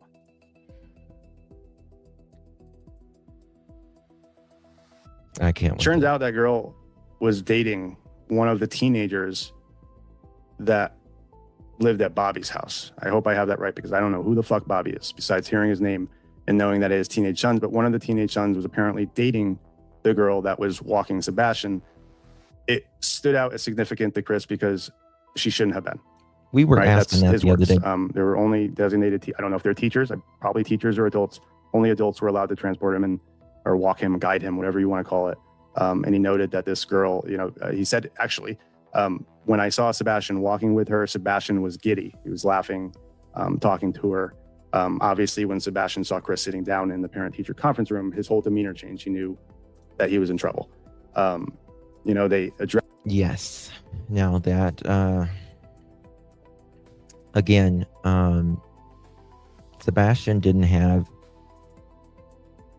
any friends, right? Even Chris and Katie, they said that Sebastian just wanted friends. Everybody needs a tribe. Everybody needs someone on their team. Everybody wants to be accepted. Everybody wants to be loved. It is the human condition, period. But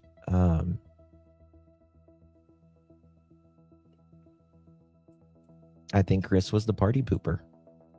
I do. I think he was the party pooper out of it all. I don't think even Katie was the party pooper as much. I think it was Chris.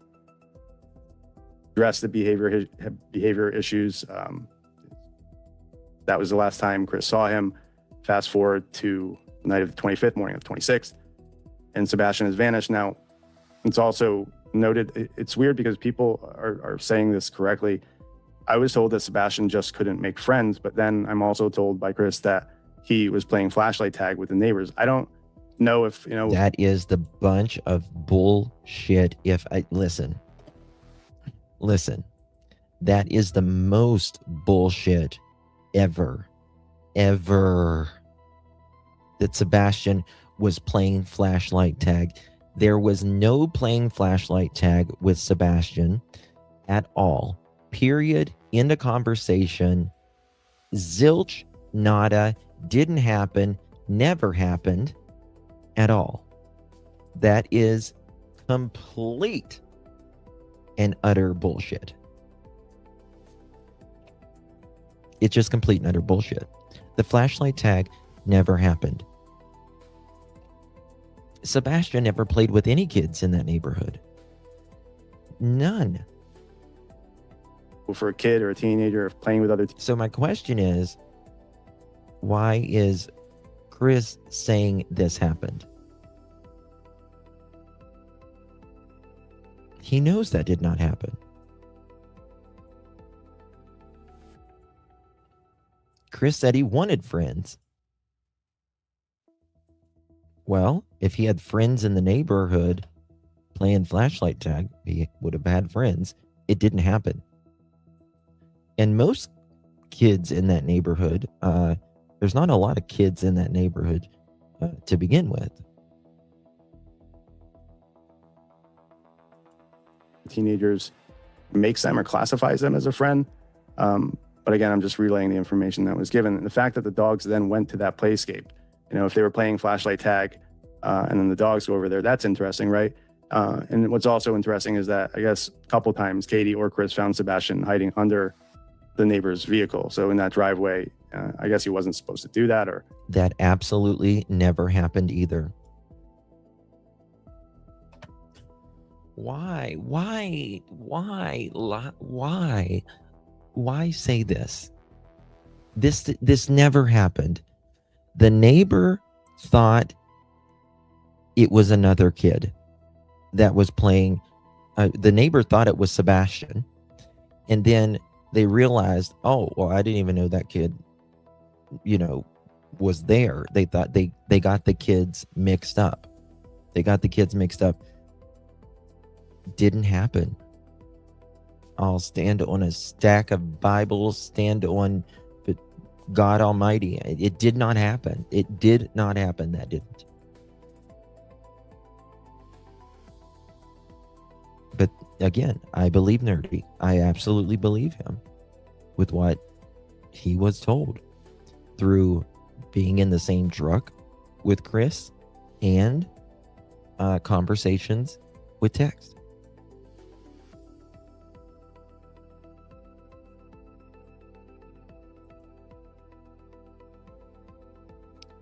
What was that?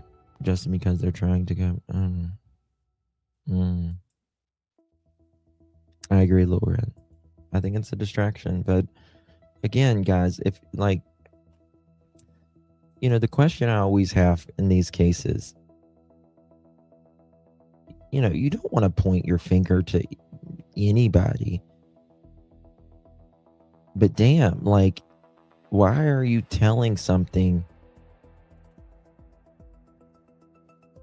that did not happen, right? It was. Now, again, the neighbor originally came out and said, yeah, that was Sebastian.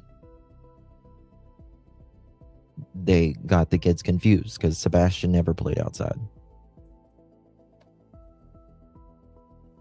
I don't even think Sebastian would get on the ground to get dirty. If Seth is in here, he can tell you more. But it was noted that he hid under that car. So nope. The two, my thought, again, this is pure speculation. I don't even know. I'm trying to think. I don't think he could even fit under a car at 15 years old.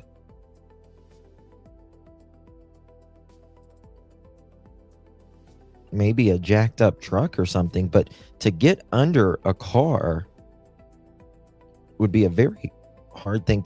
Maybe a big old truck or something, but a car, you're not going to get under. Sometimes teenagers can be brutal.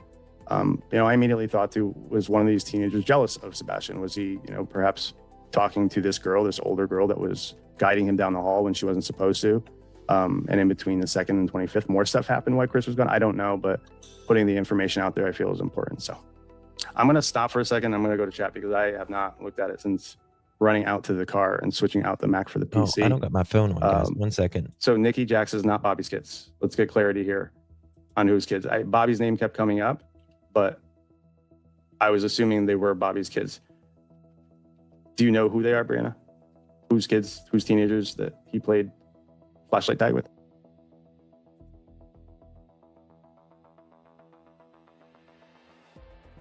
Bobby's kids are not really. I think she disappeared from the Zoom.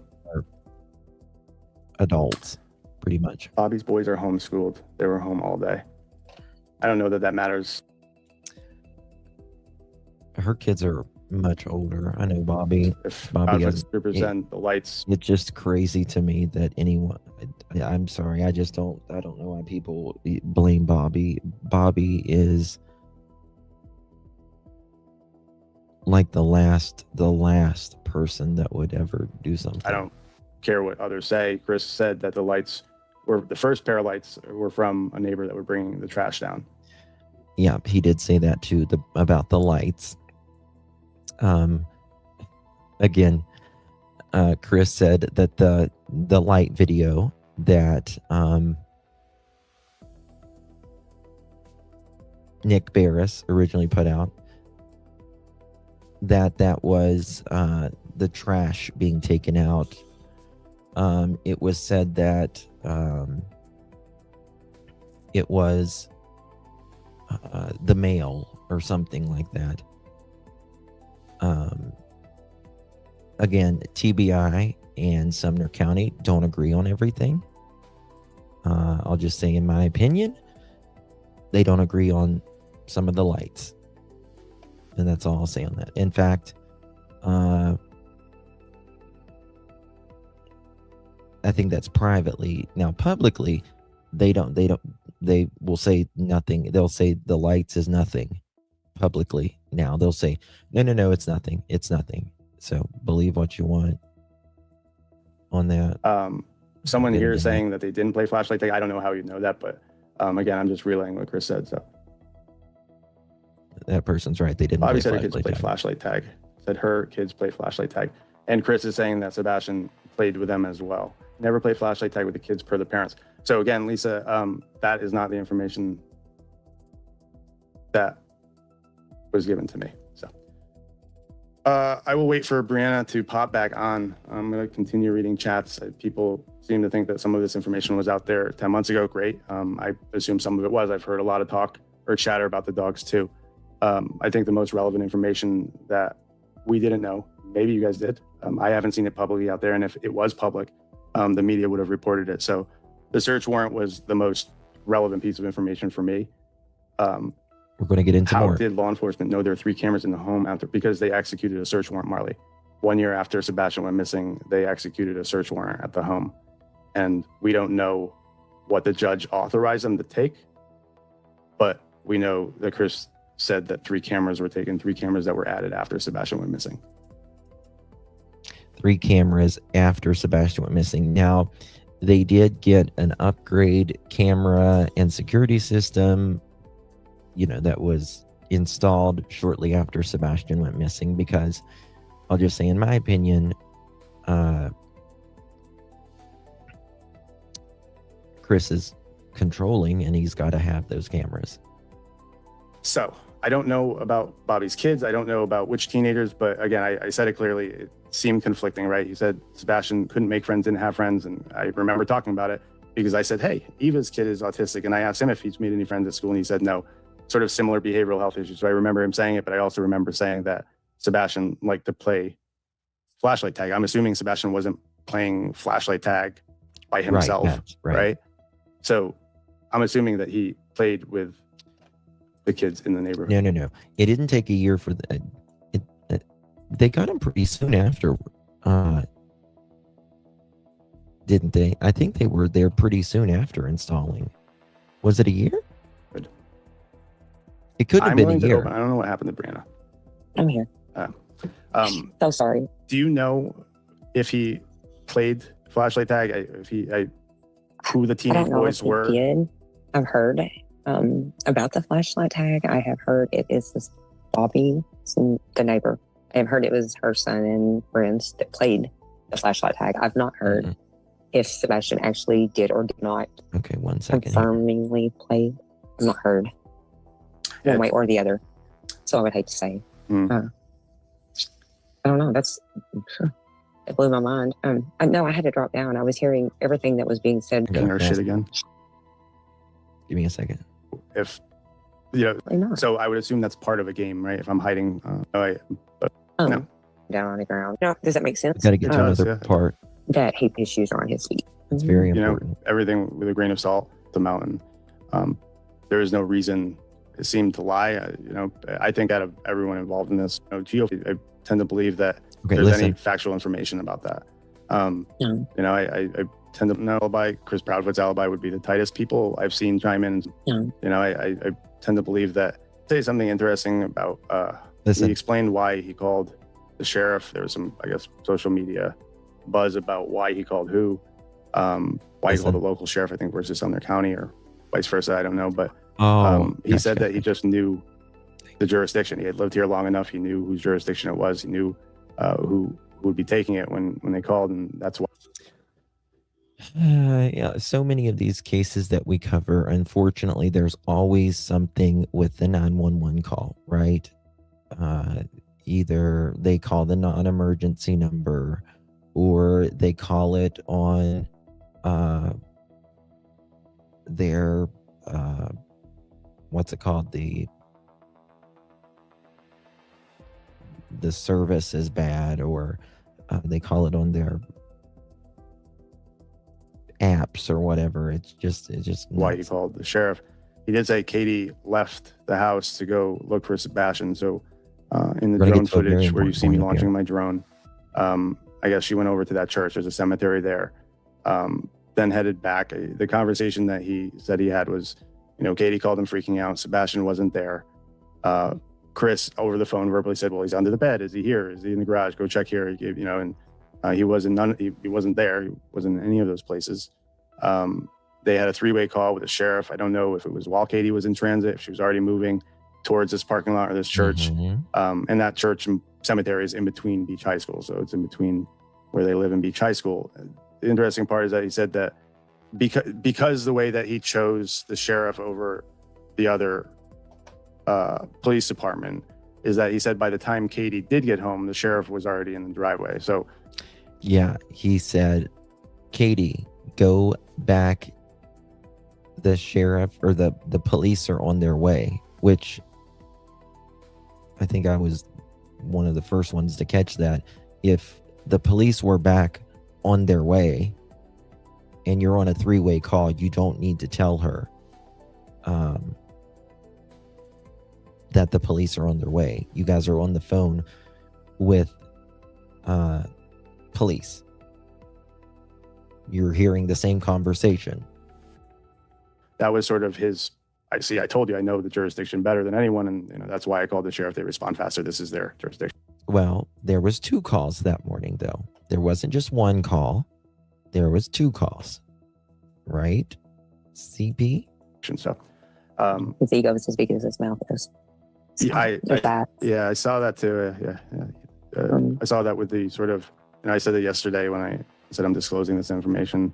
Like I said, I confirmed, I knew he was seeing my tweets because he's texted me on previous nights and clarified or given clarification. He knew that I was waiting. And then as soon as I said I was disclosing, he called my cell phone 60 seconds later. So he was already blocked by that time. But he may have an ego. I don't know if it matters in this case. What matters is bringing Sebastian home. Absolutely. I don't know if any of this information helps. I think this is like, and I said this last night on Spaces, it's baffling. The reason so what you're seeing on the screen, this is aerial footage of behind the fire station where the command post was. To give folks an area of the wooded area, obviously it's pretty dense, but it seems like there's some sources of water down there with that fog there. Typically water on the ground will do that, but without going into the woods, I don't know.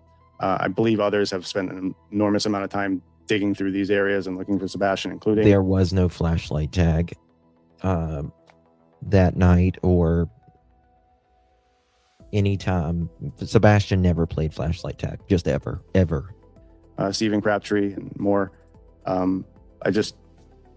Given how much resources were deployed to look for him initially, people pointed out how much miles is in between the home, this creek and the dam. Listen, there's 7 miles in between. It's a long 7 miles. It's a long distance, but apparently police felt the need to follow that trail all the way and did a massive search, not just in the woods and caves, bodies of water. It seems like they did the right thing, but again, I will point out we've seen other cases where the car was right there in the reservoir. The FBI dive team specialized in doing what they do, dived and came back up and said, no, nothing here. And we've also seen where when they turn 18, they come home. So I think that's it. I asked him, like, in his heart, like, what do you believe? Like, what do you believe in your heart happened to him? And I think that's the number one answer, right? Is that he's probably being harbored somewhere, that perhaps someone in the family. Who's going to harbor Sebastian?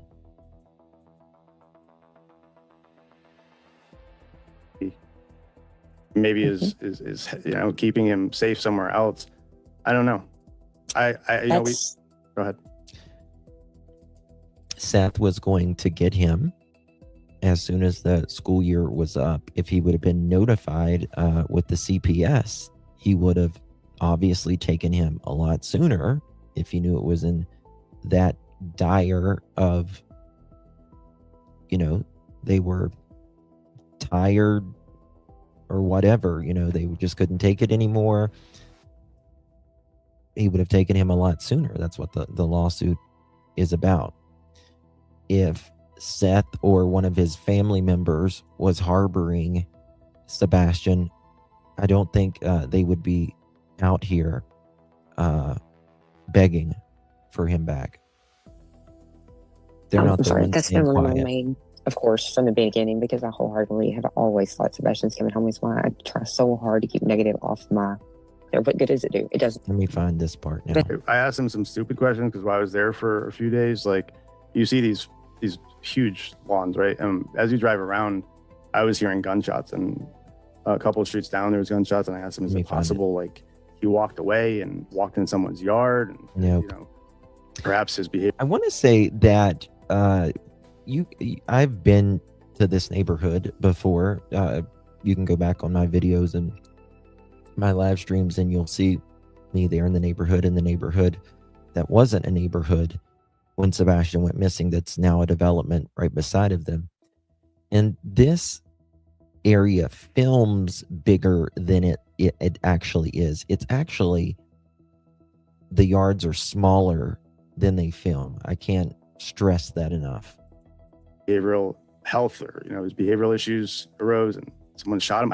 I have no idea. I'm hoping for the best, and my mind is still sort of spinning over what happened. The fact that people bring up Let me find the that's part. about the same distance. Damn, Okay, here we 7 go. miles away. Yeah, so is Is this it? Drake's Creek Park.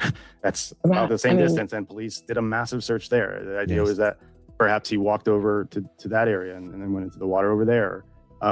They covered a huge amount of distance in between the house and other areas where they searched. That's just what it is.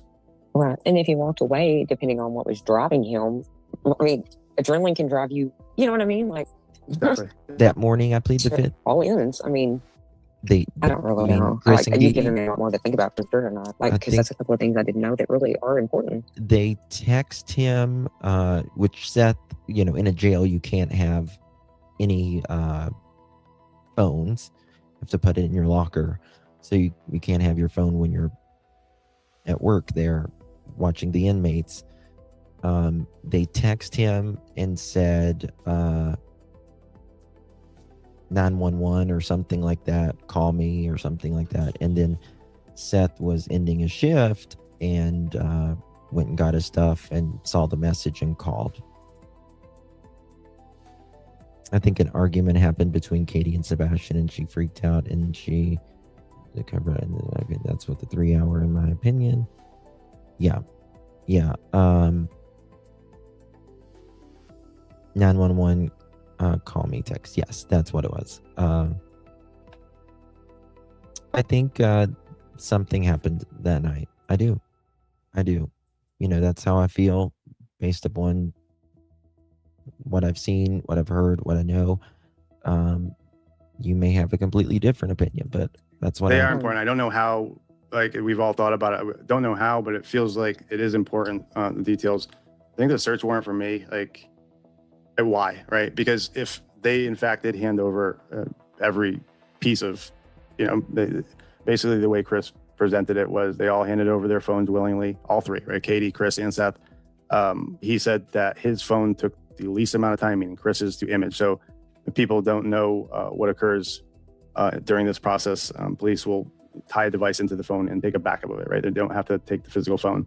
I think Chris said something like 7 hours. I could be wrong, 8 hours. Katie's took like 10, maybe.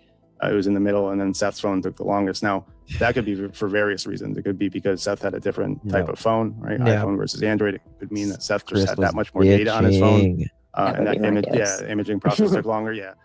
So I don't know if it's necessarily meaningful.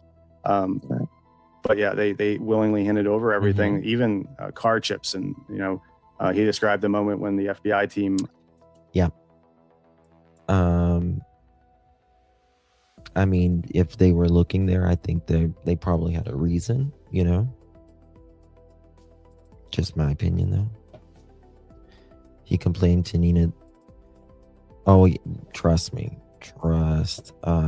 There's so much with some of that stuff. I just cannot. I wish I could. There's things that identified with their Wi-Fi sniffer that there was something broadcasting nearby on the network, and it turns out there's a device in his truck or RV that was broadcasting and putting out a Wi-Fi signal.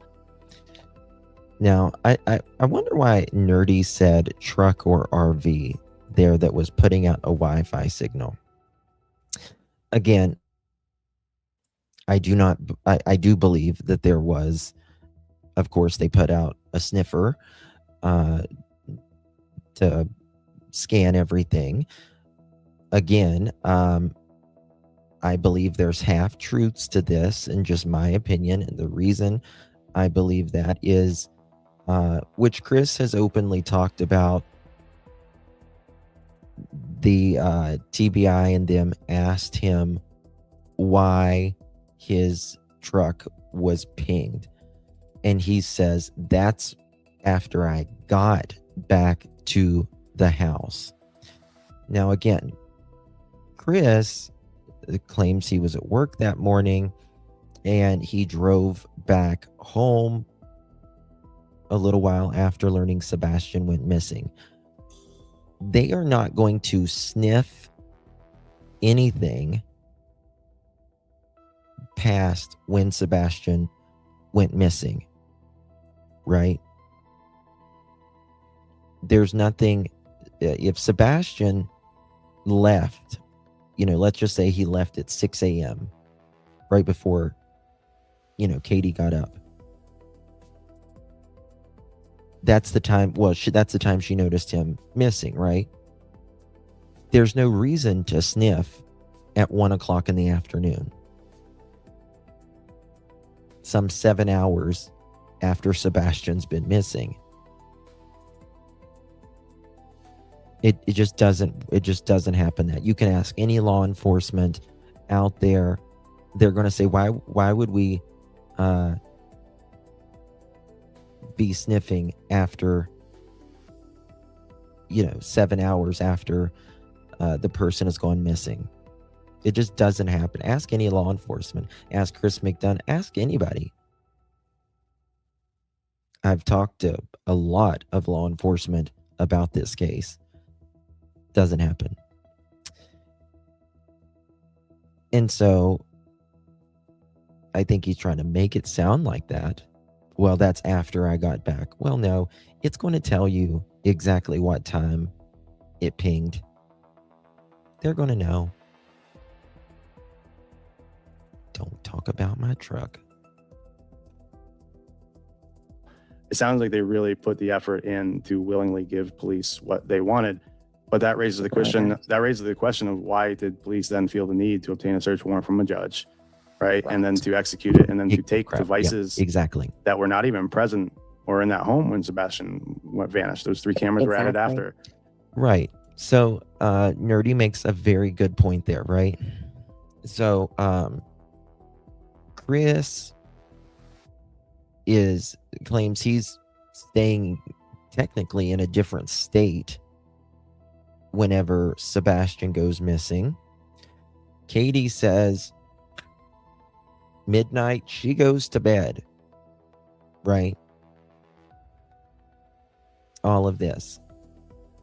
And then a year later, they're going back into that house with a search warrant to look at 3 cameras, a laptop, a phone, and other devices, I'm sure, I would allege, that supposedly wasn't even in this home at the time Sebastian went missing. Okay. Gotcha. That part blew my mind. And that's not just easy to do. Like, not just a judge is not just going to sign off on a warrant like that for no reason. Like, he's going to have a good probable cause, especially the statute that they have. And don't come at me. They've renewed the military because they do have a statute. It's like, they're well respected. Rach just said it. It just is what it is. It's certainly interesting. And with at the same time, like, in my mind, like, people can use that as they wish, right? That's interesting. But it's been a long time since February 2025, right? He said it was about a year after, and we still don't have any arrests. Here we are in October, right? What was the day Betty and all them went to court? Does anyone know? Yes, the landfill search cost a lot of money, and they kept talking about the search in the construction site area for the new neighborhood. Yeah. Right. So the fact that they execute it could make us say, well, police and a judge think that something's going on here, but then everything was taken that was taken, and there's still no arrests or no person of interest, right? So it really depends on your lens, how you're receiving this information. And I mean, I'm going to be honest, I've shifted mine just a little. Like, how could you not? Yeah, well, I mean, especially if you're in true crime, to your point, right? Exactly to your point. Everyone knows that it's difficult to go into someone's home and very difficult. It's even, I can't just tell you how more difficult it is to go in a year later. The year later is big, because they're going to have a lot of scrutiny on that. Well, why didn't you get this or this or this whenever you were in there? Which, in my opinion, tells me that they either didn't have something that was left behind, or something took place in that last year, in my opinion, on one of those devices or all of those devices that they're looking at, that would be pertinent, very pertinent, directly pertinent to Sebastian's missing person case. Now you got to remember, Sebastian hasn't been there in a year. Let me just paint this picture for a second. Sebastian hasn't been in that house a year at the time of that search warrant. Okay. He supposedly walked out on his own accord, without shoes, without a coat, in February. There's only 2 other people that live in that house full time.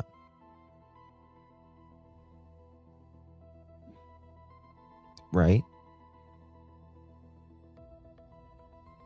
What are we missing?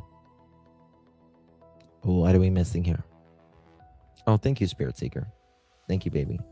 Allison, thank you for the gift, baby. Appreciate you very much. Thank you so much, honey. 10-10-24.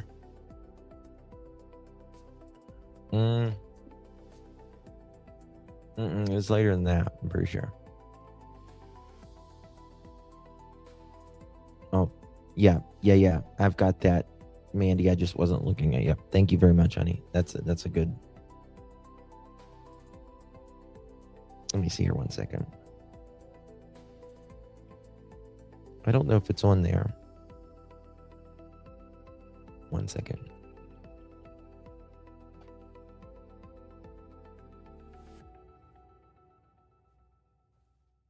Investigation and polygraph. Sebastian only had a handful of saved contacts in his phone. After he disappeared, investigators reviewed call records and allegedly discovered an outgoing call to an unsaved phone. All phones were forensically imaged. Katie and Chris took a polygraph with TBI. Seth Rogers has not taken a TBI administered polygraph. He did one on Nancy Grace with the FBI guy. Search warrants were served on all properties.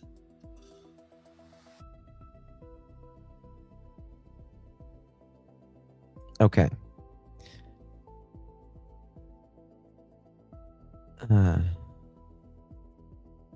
Look at this. Let me show you this, guys. Let's see if I can show you this.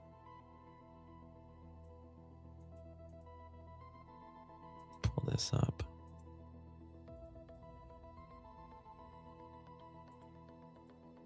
It's gotta load it. Give me 1 second here.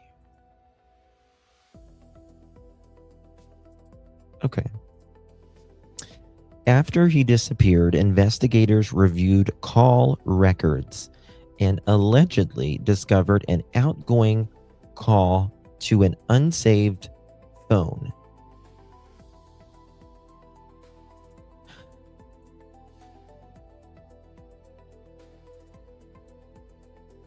Thank you, Allison.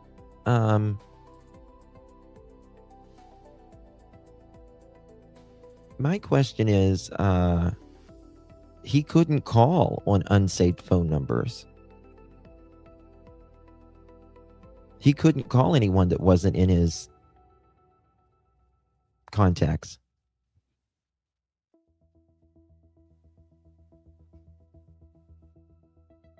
How could that happen?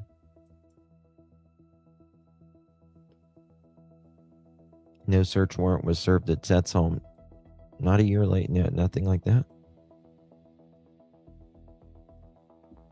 This is according to crime timelines.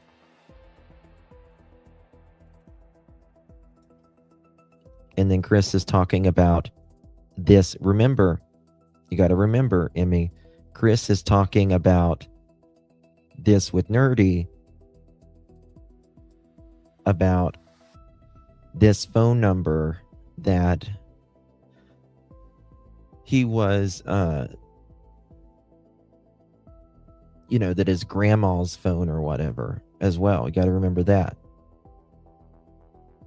Oh, thank you, Luck. Thank you, baby. Appreciate you very much. Thank you for your support.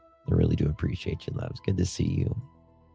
Thank you very much for your support, honey. And Kiki, thank you so much. So only parents could unlock the phone to call out Justin, in my opinion. Well, this is the other thing, right? This is the other thing. Look at this.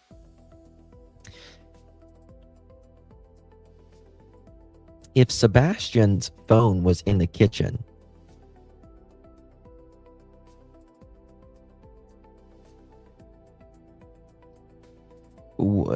I mean, you get what I mean? It wasn't in his room. When would he have called? I mean, he would have had to have went to the freaking kitchen to make this call, right? And there's cameras inside the home. You know it as well as I know it. Even though they said they were going to answer that question.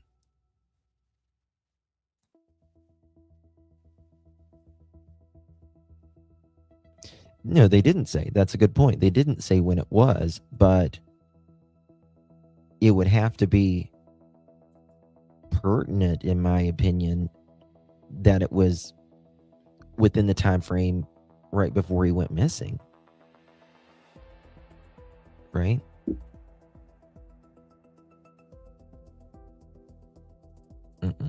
Nope. I don't. Not for a second. I believe dream means something. It might. They do give phones to abused women. Mm-hmm. They just went through the call logs and going to.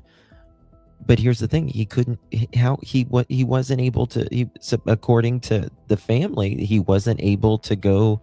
He wasn't able to call anyone that wasn't inside his contacts. So how do you call someone that's not inside your contacts?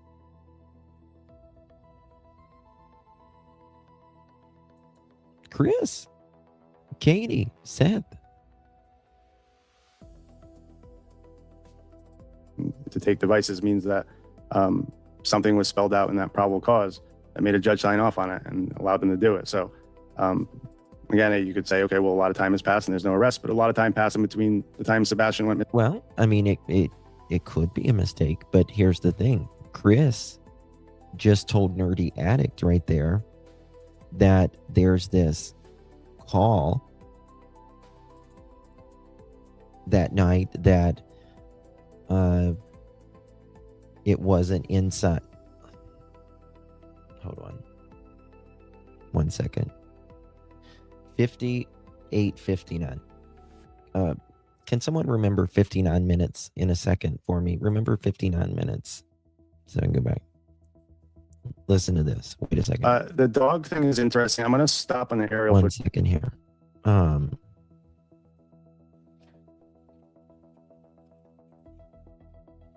Listen, this is what I mean. Let me find it.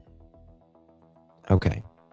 Sebastian had a couple. Listen. Yeah, I think, as I understand it, Irina can correct me if I'm wrong, but He asked me to remove it, and I did because it was his phone. And when police and started searching, Listen. Sebastian had a couple numbers pre-programmed on his phone, and when police and started searching, there was an unknown number. Listen. It was eventually found that it was Seth's grandma, I believe. Is that accurate, Irina? I'll wait for Irina to answer, but they ID'd the number as his grandmother.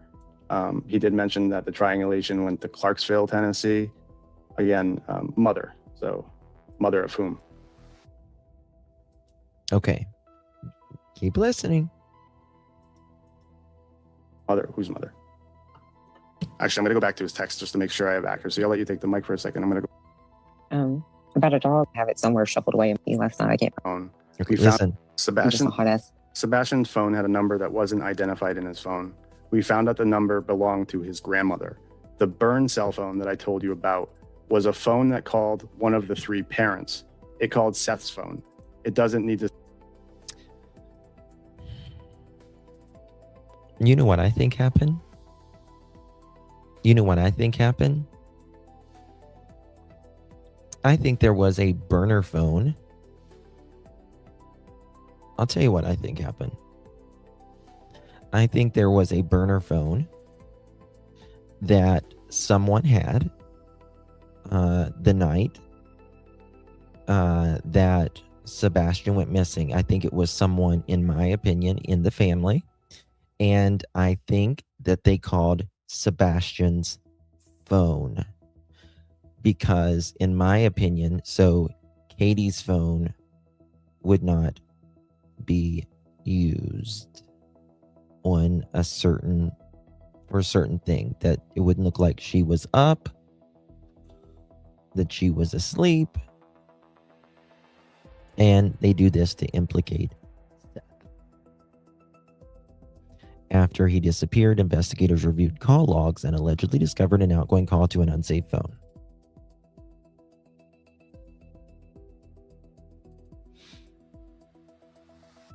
My life. Boom, Justin. What do you mean? Oh, they did say outgoing call. Hold on, let me think of this.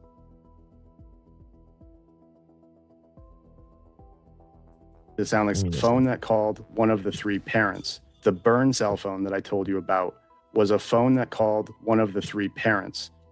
No. The burn phone called one of the 3 parents. I don't like the way he says one of 3 parents. You just don't say that. You would say the burn phone called Chris's phone. The burn phone called Katie's phone. The burn phone called Seth's phone. You wouldn't say one of 3 parents and then you say it called Seth. It called Seth's phone. It doesn't need to sound like Sebastian had a burner phone either, because there is no proof Sebastian had one. That was his response when I tweeted out what I tweeted. You guys need me to read that one more time? Sebastian's phone had a number that wasn't identified in his phone. We found out that number belongs to his grandmother. I think you're... It called Seth's phone. It doesn't need to sound like Sebastian had a burner. Let me text 1 second.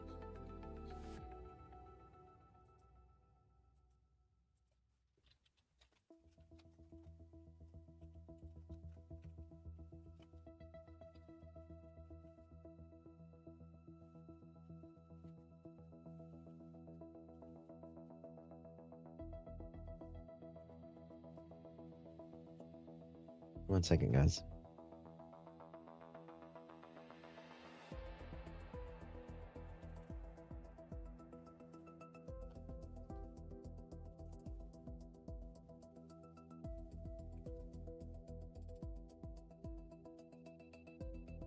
One second.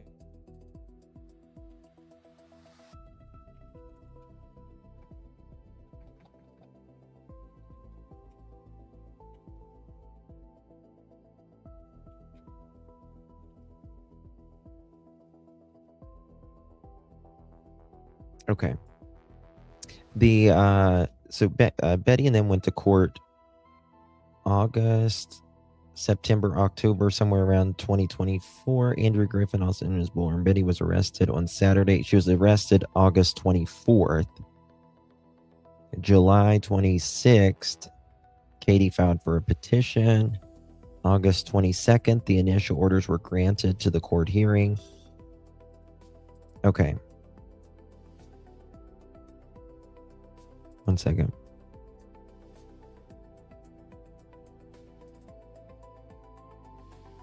Okay.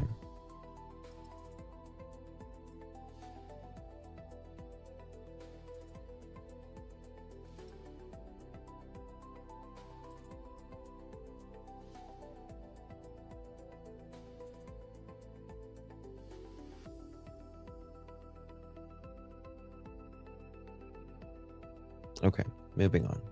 Burner phone either, because there's no proof Sebastian had one.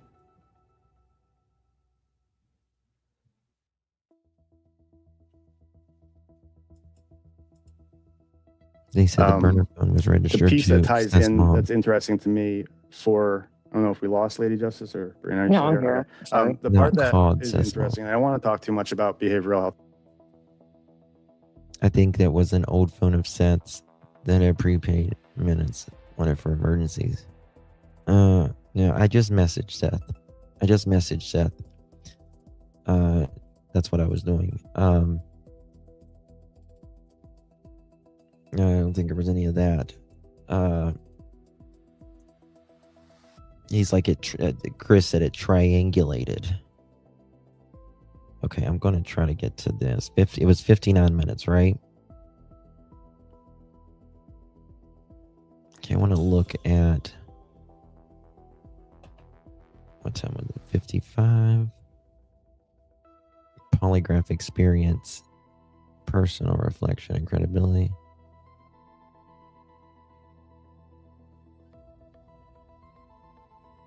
Okay.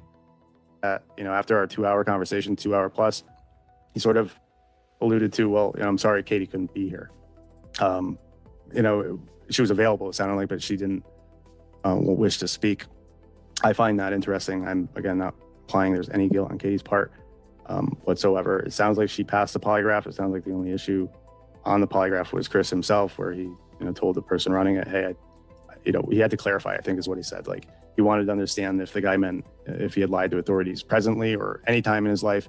And I can relate to that, right? We're all kids, we're all teenagers, and I'm sure I've lied to cops throughout my teenage years and even my young adulthood. So, of course. I think, given the stress of a polygraph, he wanted clarification. Doesn't mean that he lied. Doesn't mean that there was an issue with it. It means that he raised the issue himself and needed clarification, and they re-asked the question. So it sounds like they all passed. Do we know why Seth refuses to take an official polygraph with TBI? He doesn't. No. He doesn't. I think reason. I think Nerdy didn't know that. Seth has never, ever, ever, ever. You stand in line. You want him to do 100 polygraphs a day. He would do it. Yeah, Millie. Thank you. You sent it on Facebook Messenger. Can you email it to me? I can't get on my. Oh, when I finish my live. Okay, gotcha. When I finish it. Okay. I was gonna say I don't think I can pull that up right now, but he doesn't. Okay, I think it's right up here. There's one more thing I wanted him to. The polygraph team, whereas, yeah, This is the first time I've talked on this case. some of this had Wi-Fi. They took that to analyze it. Okay, listen to this. They took the GPS and OnStar. His RV had Wi-Fi. They took that to analyze as well. I'm trying to read my notes here to make sure I haven't missed anything. Chris? Though, you bringing up that new information, for a long time, I thought, LA's always going to hold, stuff close to the vest. But I've always thought, is it that they have A, B, and C, and they just can't connect it to X, Y, Z? Like, do they know? You know what I mean? Like, and they just can't put that little. Okay, I want to make something clear real here. I just got your message, Millie. I want to make something clear here.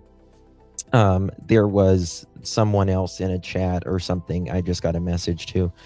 I want to make it very clear that I have never, ever, zilch ever seen the CPS records to Sebastian Wayne Drake Rogers case. Neither has Smiley's story. Anybody that says that is lying, flat out lying. They're being, they're either talking out of their ass or they'll just willingly give information. But I'm not surprised coming from that specific channel in a chat right now saying that we've seen it. Seth has never, ever, ever, ever shared the CPS documents with me, with any of us. Now, I may know potentially some things that was in them, but he never told me. I'll just tell you that right there. Never showed me, never told me. And as close to Smiley is with Seth as well, never, ever, ever happened. He has never shared it. That is something that is so extraordinarily personal. So please correct yourself when you said that about. Again, I want to be clear. I have not seen that. That is what someone sent to me, that they said someone was in a chat that someone falls asleep all the time. No big deal. But they said that I'm and Smiley saw CPS records. Never happened. So anyway,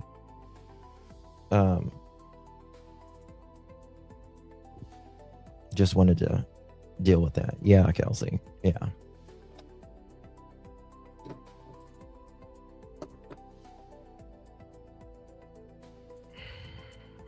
I don't know. And You see what I mean, though? yeah, no, I know exactly what you're saying. I just And that year in makes me wonder even more now. Like, my brain's going 900 miles an hour. Okay, these are the GPS things. My notes initially. So when I immediately got out of talking to him, I wanted to do a brain dump for our folks in Discord. So I'm just reading some of this stuff. He said the light is 300% a flashlight from his neighbor that took trash down to the road. Here you go. Listen to this right here. Talking to him, I wanted to do a brain dump for our folks in Discord. So I'm just reading some of this stuff. He said the light is 300% a flashlight from his neighbor that took trash down to the road. There you go. Chris said that the light that was outside there is 300% someone taking trash out to the road.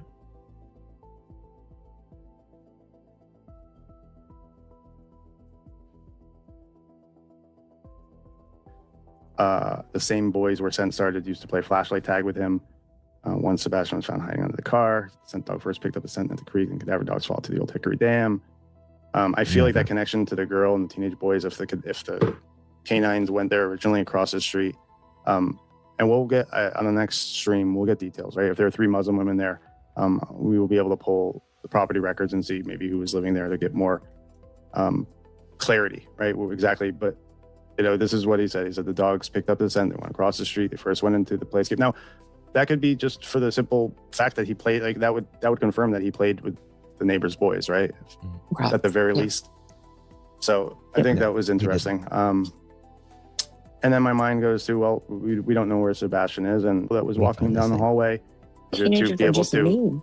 No. Yeah. Just saying. Well, Brian Laundrie. I mean, nothing surprises me anymore. Exactly. Like, nothing surprises me anymore. Hold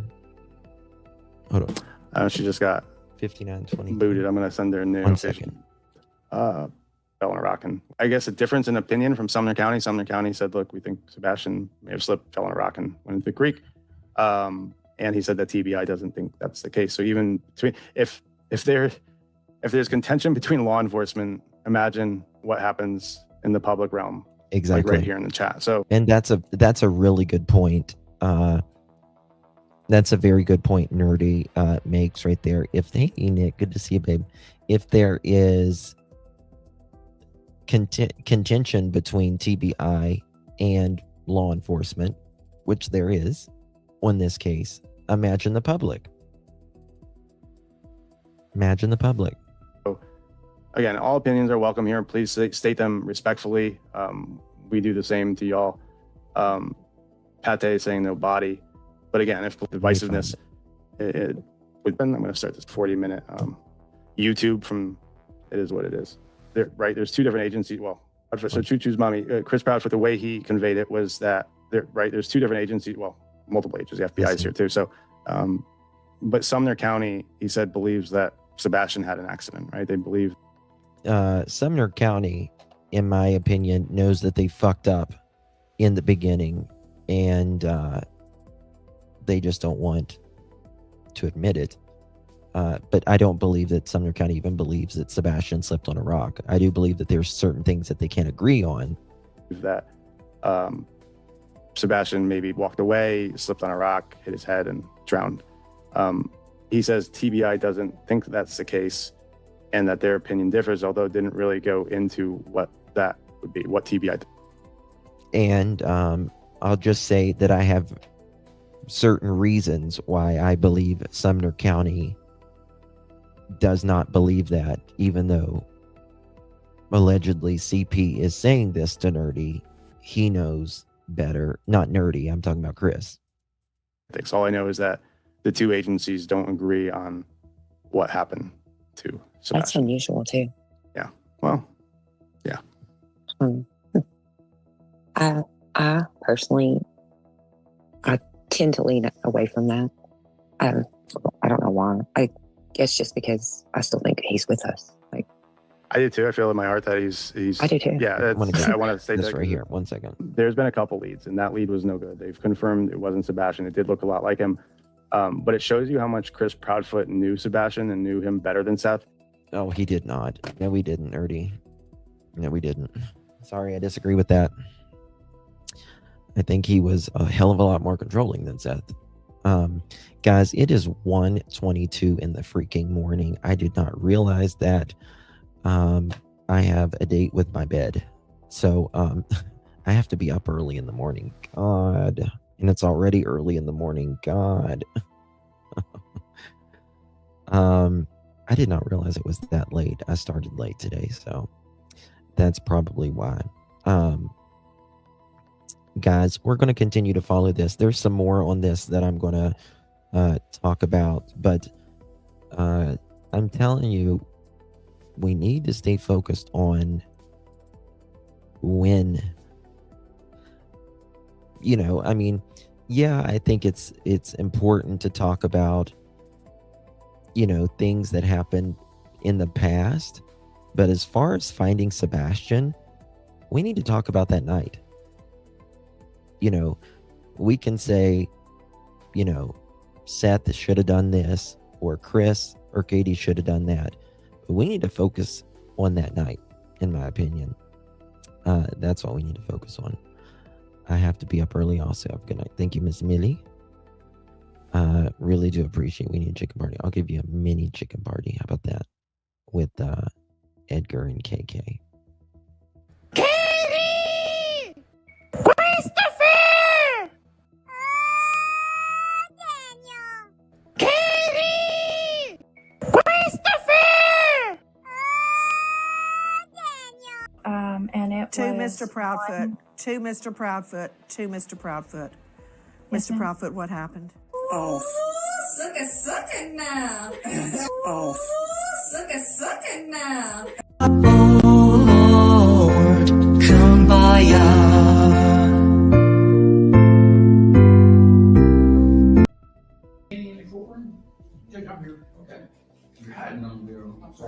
Oh my God! Look at Chris.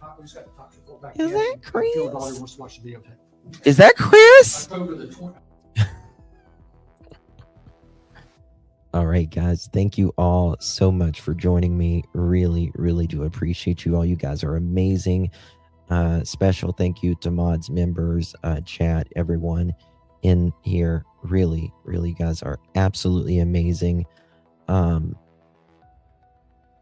Thank you for the gifts as well. Let me do this really quickly. We just hit 43.7. That's amazing. Thank you guys for subbing up.